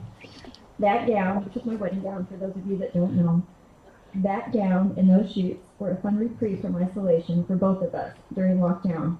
But when I suggested it, Katie shot. Oh, I just do that. Sorry. I forgot the first page. I had to suppress the urge to wear that gown now. There you go. Did I say that? No. I'll do it again. Katie shot me the same befuddled expression when I suggested Dad should be clad in his cobalt blue skin-tight biking shorts for his final outfit. They're right there. Roger loved his cobalt blue biking shorts, and so did one neighbor. So it was kind of a joke going on. Hey, is Roger riding his bike today? I really want to see those shorts. She would love it. I just said that. Once again, with her siblings, sharing in the mom's weird parade. I can't even see his face at this thing. When I attached a lock of my hair, there we go. A lock of my hair to the bouquet from our backyard clippings all around his yard that he loved so much. The morning he was cremated, with a photo on a text message thread. It went down something like this. Michael and I went to the crematory just to be present, not to watch. And Michael texted, Dad has begun the process. Love you all. We're both a little uneasy about the cremation thing, but it made sense. And then he just sent a picture of the bouquet that I had made with all the clippings. Katie shoots back. What is that? Mom made a bouquet of all the plants in the backyard to go with him. Katie. And somebody's hair? Michael. Hers. Enter a few horrified expression gifs from Emily, Katie, and Jared. Katie. I thought it was Darby's hair for a second. It looks red. Another crazy gif. GIF? Oh, thank you. See, I learn something every day. You say it wrong, too. Katie. This is gonna sound terrible, don't judge us, but it's real. Can we throw Darby in there with Dad? True story. Followed by a dear God gift from Michael. Then Emily. Yes, I vote yes. Poor Darby. He brings out the worst in his human siblings and most days my own self. He is our COVID baby and is lacking in so many manners and teachable moments. For instance, I didn't write this, but this morning, Katie dropped all the dogs off at the Bloomquist kennel. Thank God for the Bloomquist kennel. And as she was leaving, she turned back because she saw something on the side of her eye.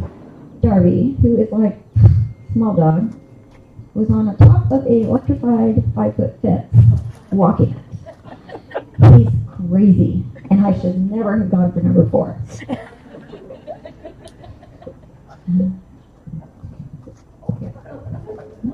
Okay, I'm going to go attempt to get through this intact, and I can't see. Hey, can we clarify number 4 is in dogs? Yes. My husband's the one that saved me. This is it right here. No, I'll stick it right here. I've written 6 eulogies in my life and only delivered 2. My mother's and a very special neighborhood mom I love very much. Her family is here today and will likely suffer Mary eulogy PTSD spasms at times. I ugly cried through both of them and no one could understand me. A dear friend who will remain unnamed but is here today, beautiful blonde with a slight limp, told me I was an ugly crier back in 1976, following movie night watching A Star is Born with Chris Christopherson and Babs.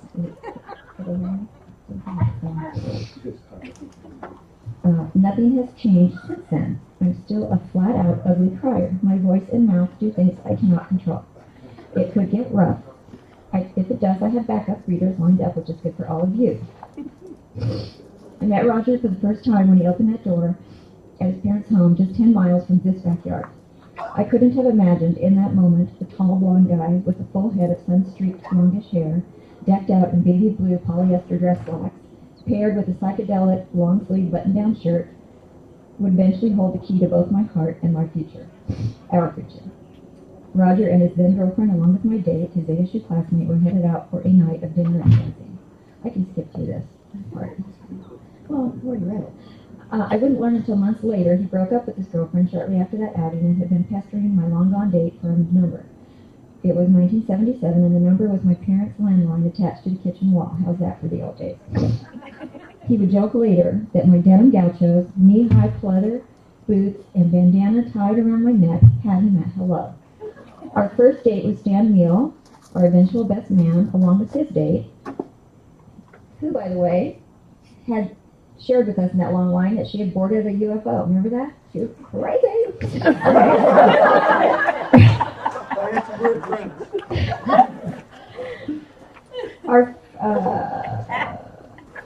Our first date was at the first ever preview of Star Wars movie at the Seneca Free Theater.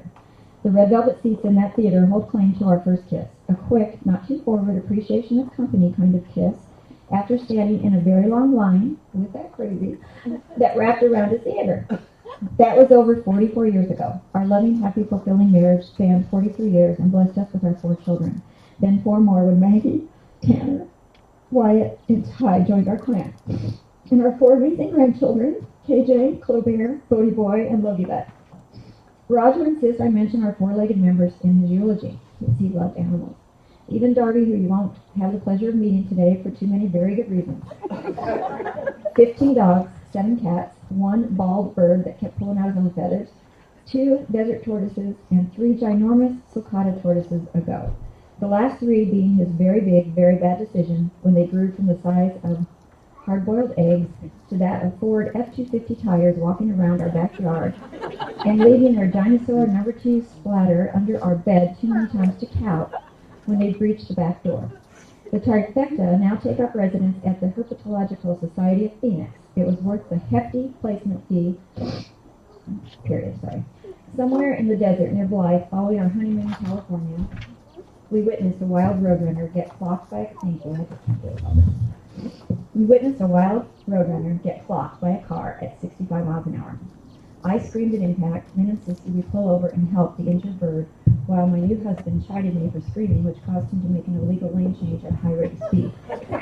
I knew I had chosen well when I watched my new husband chasing that thing down in the August heat as semi-trucks flew past us. I can only imagine the CB chatter witnessing that wrangling.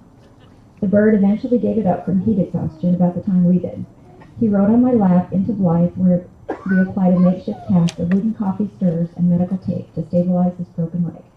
Unfortunately, the border agent seized the wild animal, his words, after a threat of a large fine if I continued to refuse to surrender it. We were 3 hours away from Roar's Bird Farm. With 3 new tires cutting into our budget on the outbound trip to California, I felt it best not to push the guy with the bird authority. I may have cried halfway home for our bird, while Raj may have wondered about the mental state of his new bride. He won favor with my dad down in Rocky Point when he wrangled a runaway sailboat. A friend of Dad's had pulled ashore at our trailer on the beach circa 1977. Too many beers later, Dad and his friends noticed the sailboat had lifted off and sailed several kilometers away, unmanned and working its way toward the vast horizon. The fast, Pabst Blue Ribbon drinkers decided to put the most athletic and zero drunk guy on his second catamaran with a plan. Race toward the wayward craft, sidle up next to it, and have the young, vibrant, athletic type jump onto the runaway vessel and rein it in. You guessed who was their first pick. My father's future son-in-law, but any of us knew it at the time. Roger was game. A frenetic chase soon began with goons whipping and mass flying across the Sea of Cortez. The first jump being unsuccessful, Roger was hoisted atop the second craft for another run at it. By damn, the second time he nailed the landing, we gave him a 10, got the runaway under control, and saved the day. My dad was hooked, fish, line, and sinker. Had we not worked out, my dad might have disowned me and adopted Roger.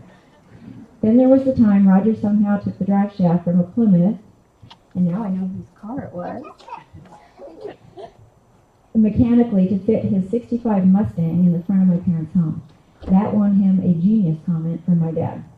Dad was only wrong once when he insisted at the dealership to swap out the radial tires with retreads on the purchase of that Camaro. No, we ended up having to use our honeymoon money to buy new tires on the way to California. We had a great life together and built our family, who continues to amaze me since his death and before.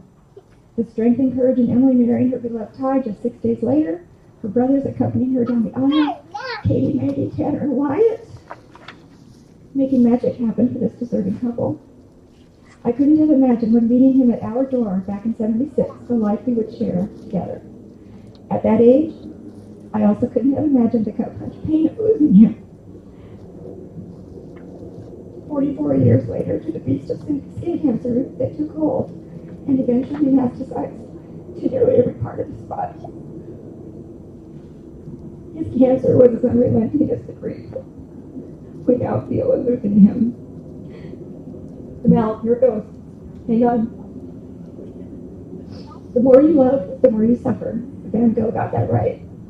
Jennifer Smith wrote, marriage is a mosaic you build with your spouse, millions of tiny moments that create your love story.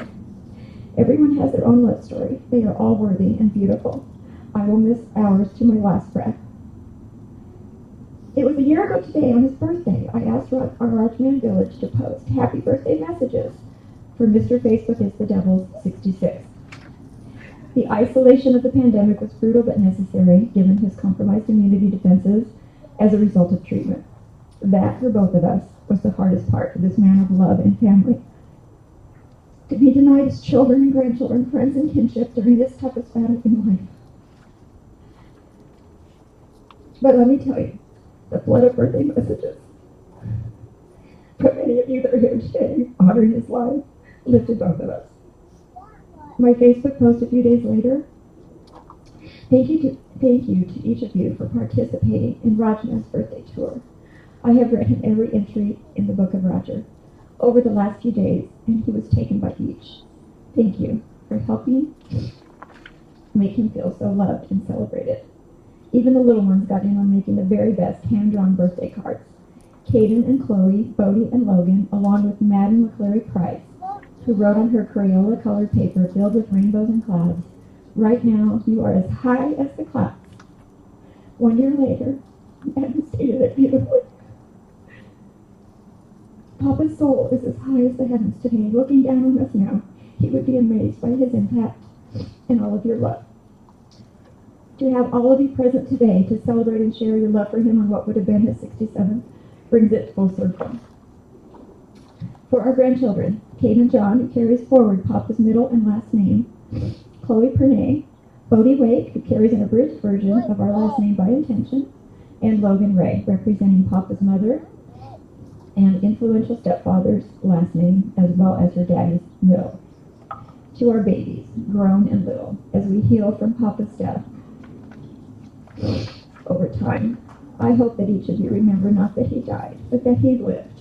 And his life gave us memories too vivid, too meaningful, impactful, and beautiful to ever forget. He loved each of us for our unique personalities, our beautiful hearts, our kindred souls. You completed him. People die when we forget them. If we remember them, they will always be with us.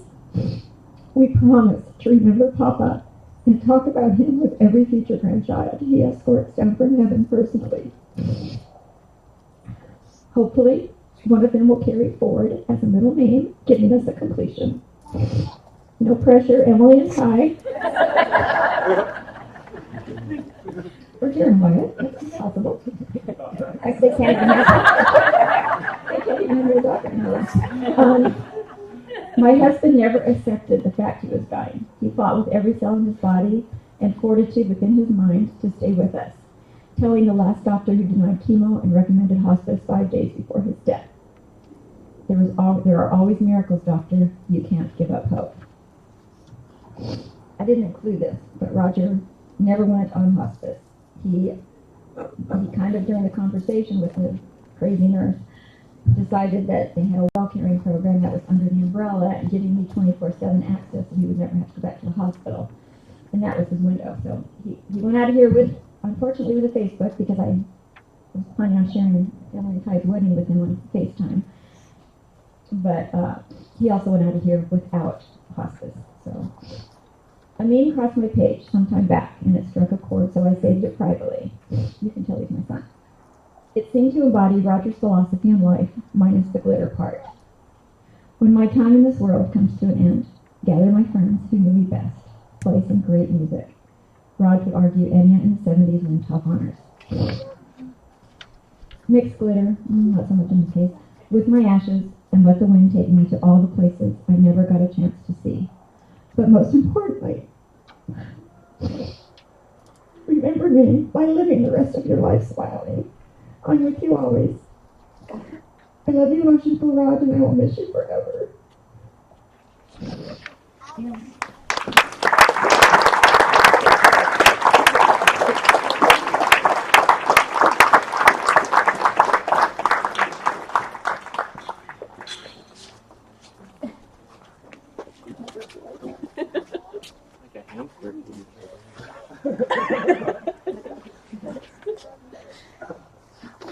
Can we please bow our heads for a closing prayer?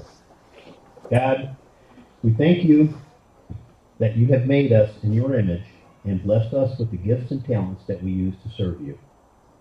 We thank you for the unique gifts of Roger John Wakeford. We thank you for the image of you which we saw in him and the memories that we cherish of him. May we be filled with strength and courage to entrust him into your hands and realm. Comfort us in our grief through Christ our Lord. Amen.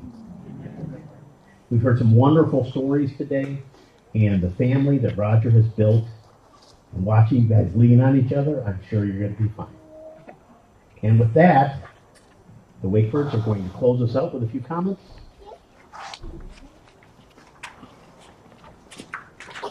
We just want to say thank you to everybody. The village is real. The village is here. He feels it. We feel it. Thank you so much for being part of our village. We're going to have an open house. Stay as long as you like. There's going to be a video coming on the email at 4 o'clock. There's a slideshow. We want to keep it. If you want to be practice social distancing, you can watch it on your phone. The link is on that email. We're going to have it up on the TVs as well, around in the house and outside here. But we just have to put some pictures together to memorialize Roger. And on that YouTube channel, we're going to continue to post as the process of rolling out videos takes a long time. So in the next, hopefully, decades, we're going to roll out all of his home videos so that our grandchildren and anyone else and their grandchildren and anyone else who wants to get a little bit of essence of Papa can go to that YouTube channel, and it's going to be called Papa Wake's Wild Adventures. And it's so fun that I heard adventure used like 90 times today, and that's what his life was a big, awesome adventure. Thank you for being a part of it with us. Mom, do you want to say anything? Everybody is getting sent home with a little Roger's favorite cookie, black and just no wavering from that. It's chocolate chip basic. So and they're all sealed with a duck that my friend Judy Gates mass produced for me. There's 250 cookies in there that my daughter made, and everybody goes home with a piece of Roger's. What he loved in life was chocolate chip cookies, and I think that was it. So let's close this thing. We love you guys. We love you, Dad.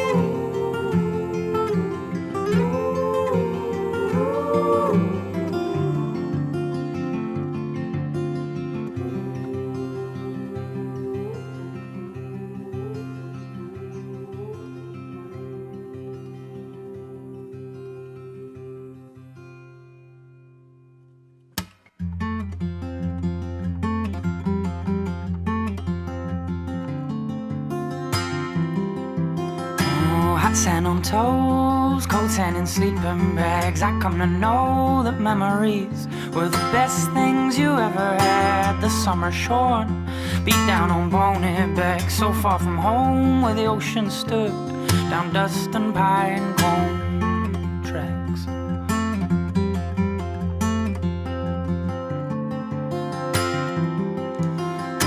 We slept like dogs down by the fireside, awoke to the fog where all around us the boom of summertime.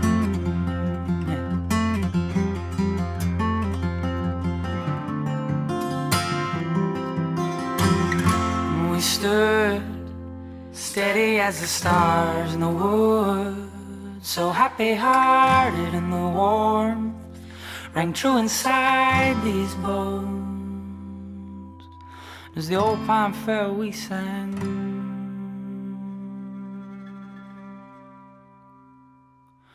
just to bless the morning.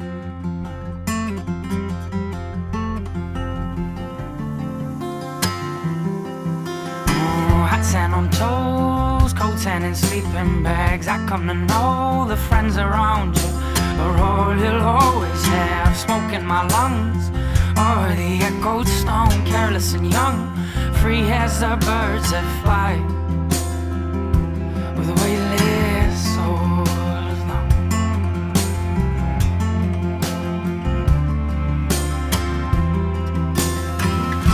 We stood steady as the stars in the woods, so happy-hearted, and the warmth rang true inside these bones.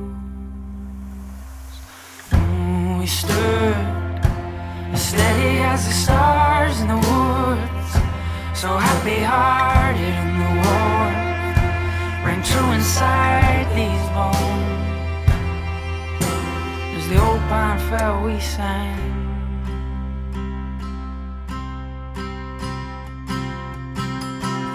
just to bless the morning.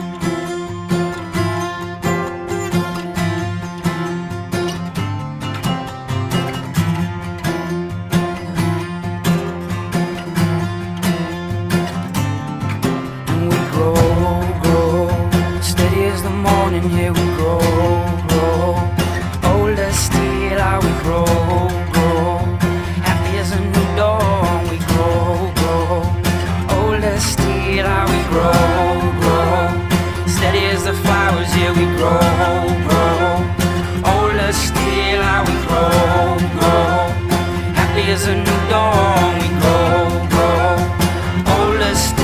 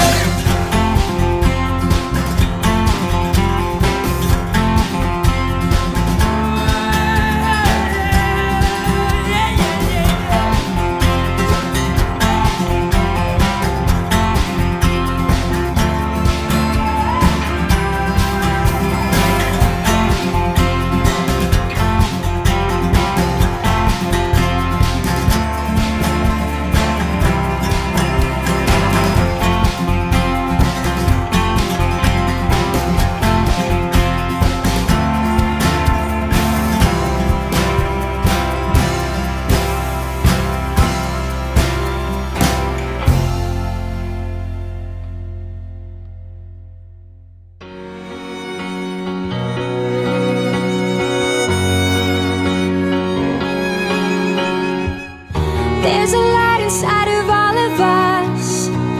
It's never hiding, you just have to light it.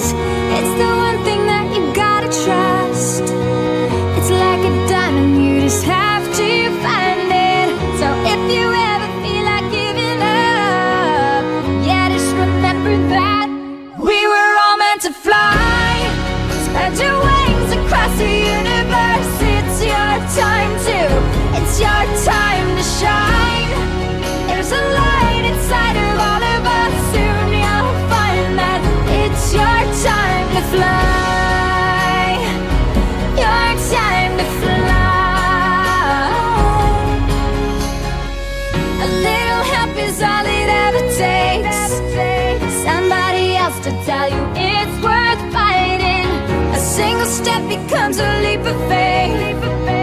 That's when you realize you started flying. So don't you ever say you're giving up. No, there's no looking back, 'cause we were all meant to fly. Spread your wings across the universe. It's your time to, it's your time to shine.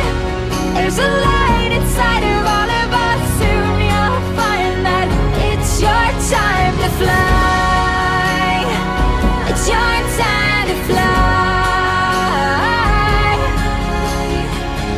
Just reach up, don't give up until you've touched the sky. Just reach up, don't give up until you've realized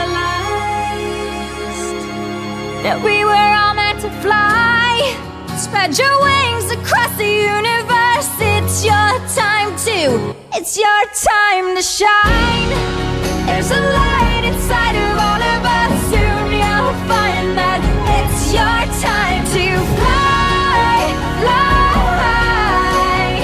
It's your time to, it's your time to shine, shine.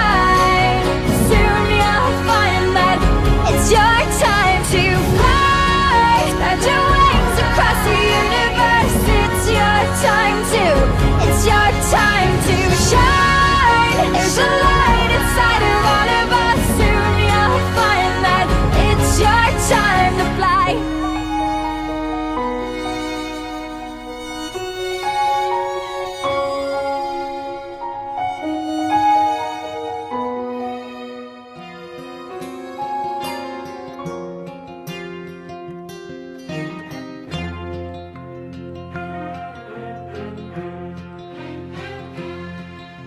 A child arrived just the other day.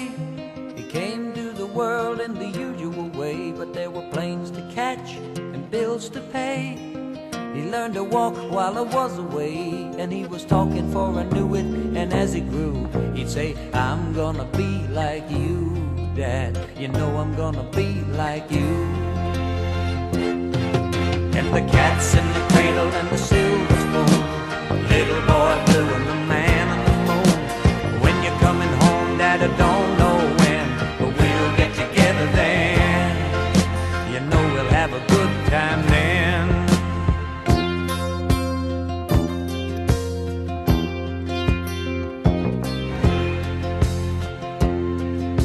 My son turned 10 just the other day. He said, thanks for the ball, Dad, come on, let's play. Can you teach me to throw? I said, not today, I got a lot to do. He said, that's okay, and he walked away, but his smile never dimmed. Said, I'm gonna be like him, yeah, you know I'm gonna be like him.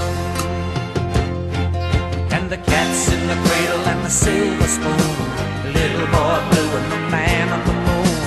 When you're coming home, Dad, I don't know when, but we'll get together then. You know we'll have a good time then.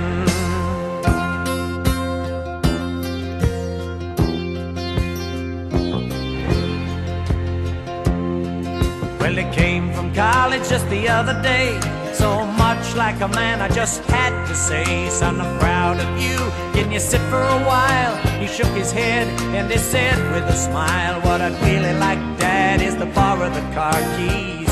See you later, can I have them, please? And the cat's in the cradle and the silver spoon, little boy blue and the man on the moon. When you're coming home, son, I don't know when, but we'll get together then, Dad. You know we'll have a good time then.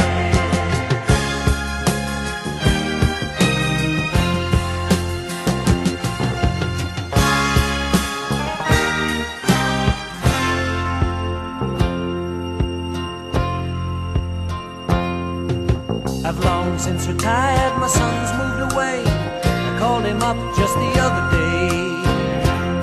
I said, I'd like to see you if you don't mind. He said, I'd love to, Dad, if I can find the time. You see, my new job's a hassle and the kids are the flu, but it's sure nice talking to you, Dad.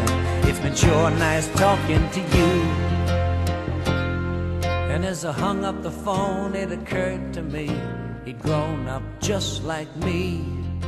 My boy was just like me. And the cat's in the cradle and the silver spoon, little boy blue and the man on the moon. When you're coming home, son, I don't know when, but we'll get together then, Dad. We're gonna have a good time there.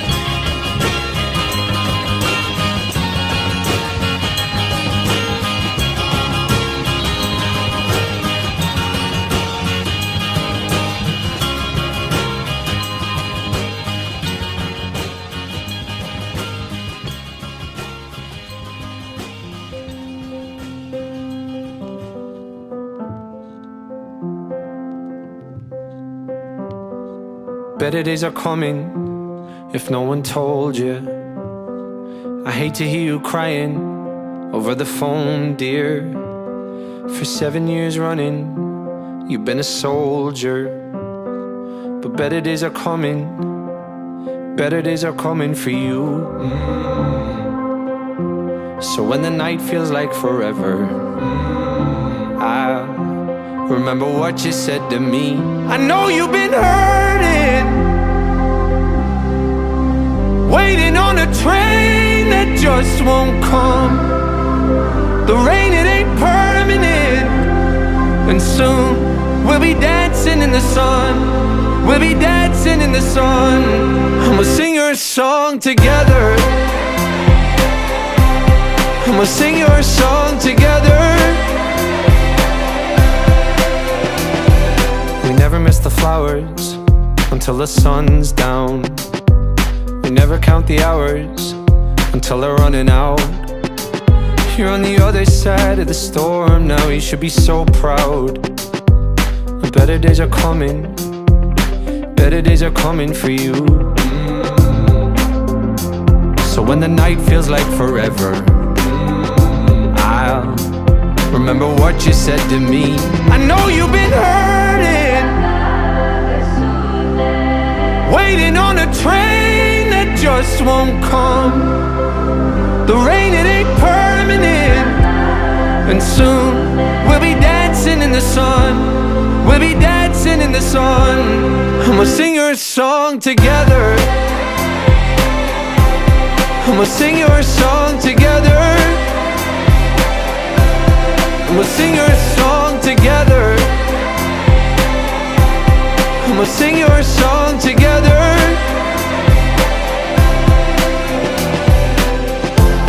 Your story's gonna change, just wait for better days.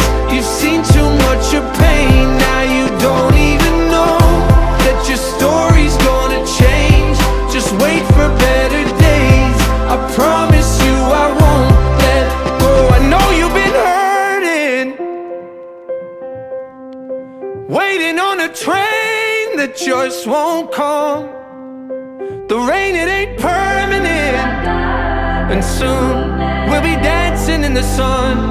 We'll be dancing in the sun, and we'll sing your song together. And we'll sing your song together. And we'll sing your song together. And we'll sing your song together.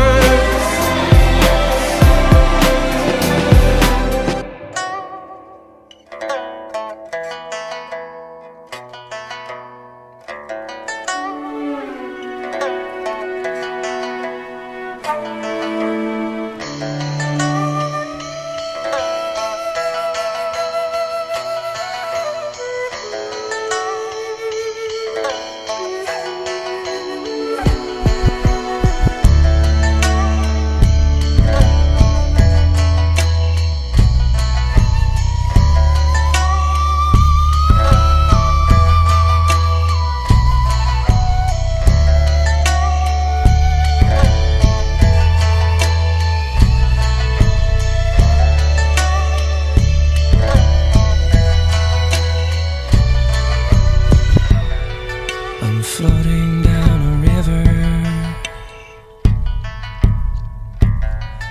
oars freed from their holds long ago, lying face up on the floor of my vessel. I marvel at the stars and feel my heart overflow.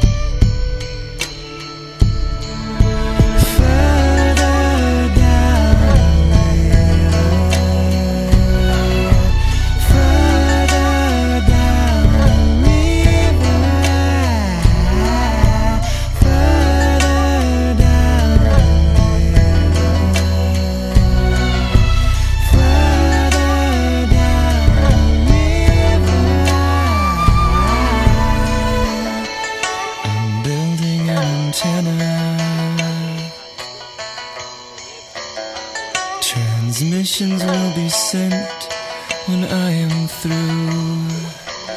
Maybe we could meet again further down the river and share what we both discovered, then revel in the view.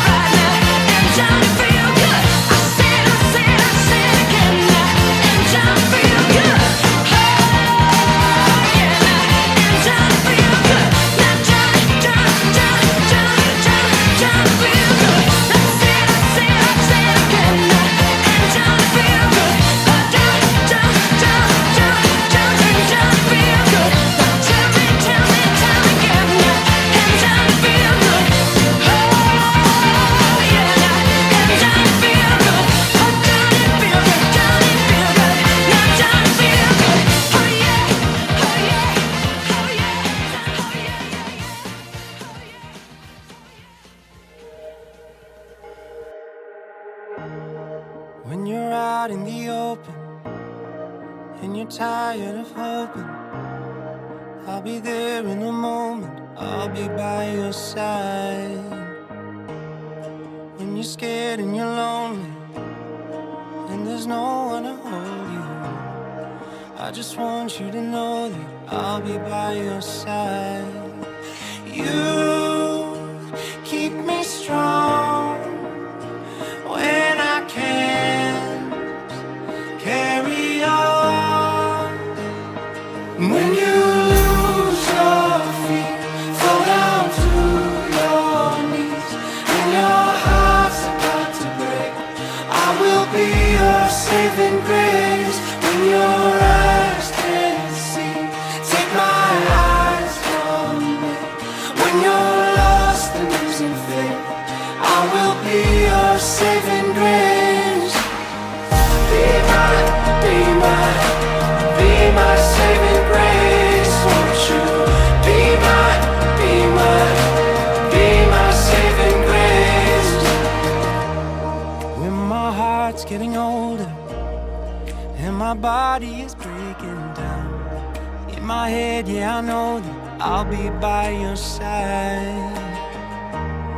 I don't know about the future, no one knows what the future holds. All I know is I know that I'm giving you my life. You keep me strong when I can't carry on. When you lose your feet, fall down to your knees, and your heart's about to break, I will be your saving grace. When your eyes can't see, take my eyes from me. When you're lost and losing faith, I will be your saving grace. Be my saving grace. Won't you be my saving grace? Won't you be my saving grace? Won't you be my saving grace? You keep me strong when I can't carry on. When you lose your feet, fall down to your knees, and your heart's about to break, I will be your saving grace. When your eyes can't see, take my eyes from me. When you're lost and losing faith, I will be your saving grace. Be my saving grace. Won't you be my saving grace? Won't you be my saving grace? Won't you be my saving grace?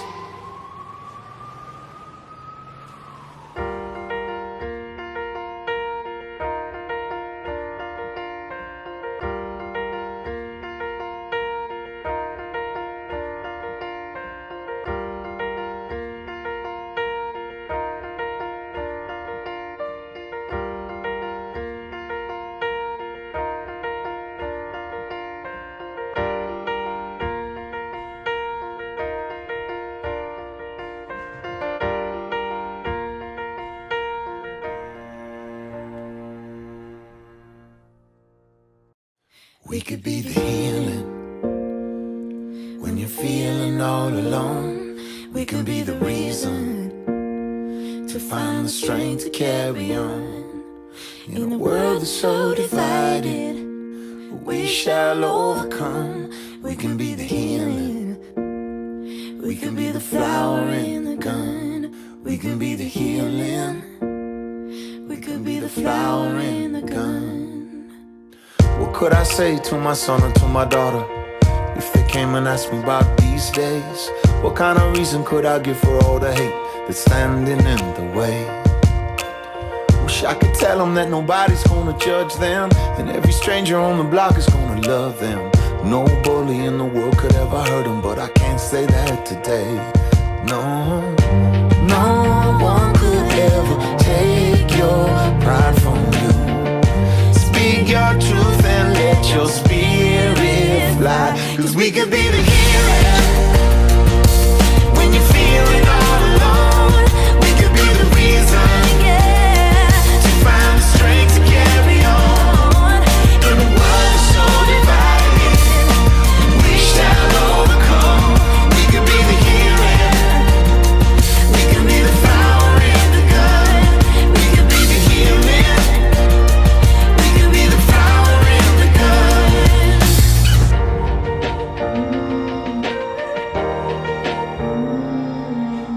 What could I say to every woman who was ever told by a man, don't try to reach too high? What could I say to every girl who was betrayed and told to keep the pain locked inside? Wish I could say nobody's ever gonna judge me. Every stranger on the block is gonna love me. No bully in the world is gonna hurt me, but I can't say that today. No, no, no one could ever take my pride from me. I speak my truth and let my spirit fly, 'cause we could be the hero when you're feeling all alone.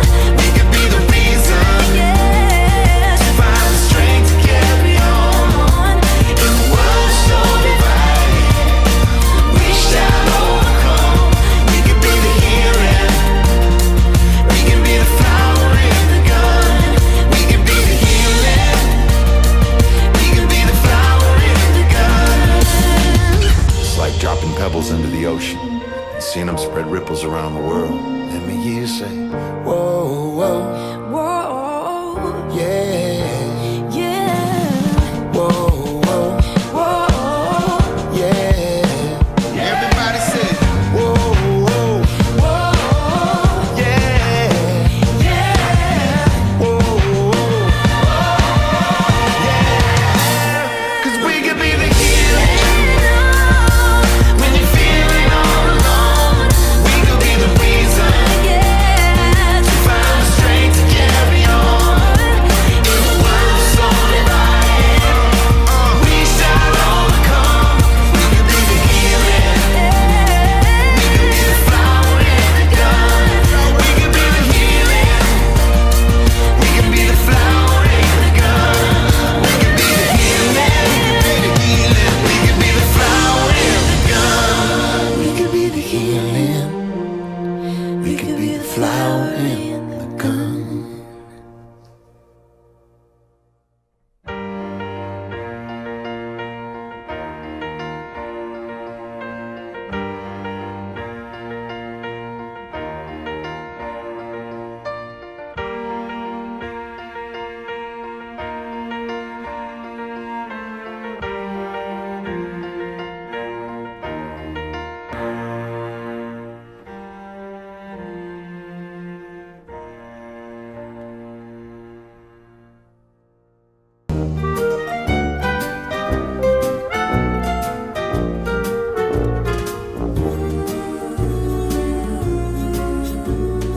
You've got a friend in me. You've got a friend in me. When the road looks rough ahead and you're miles and miles from your nice warm bed, you just remember what your old past said. Boy, you got a friend in me. Yeah, you got a friend in me.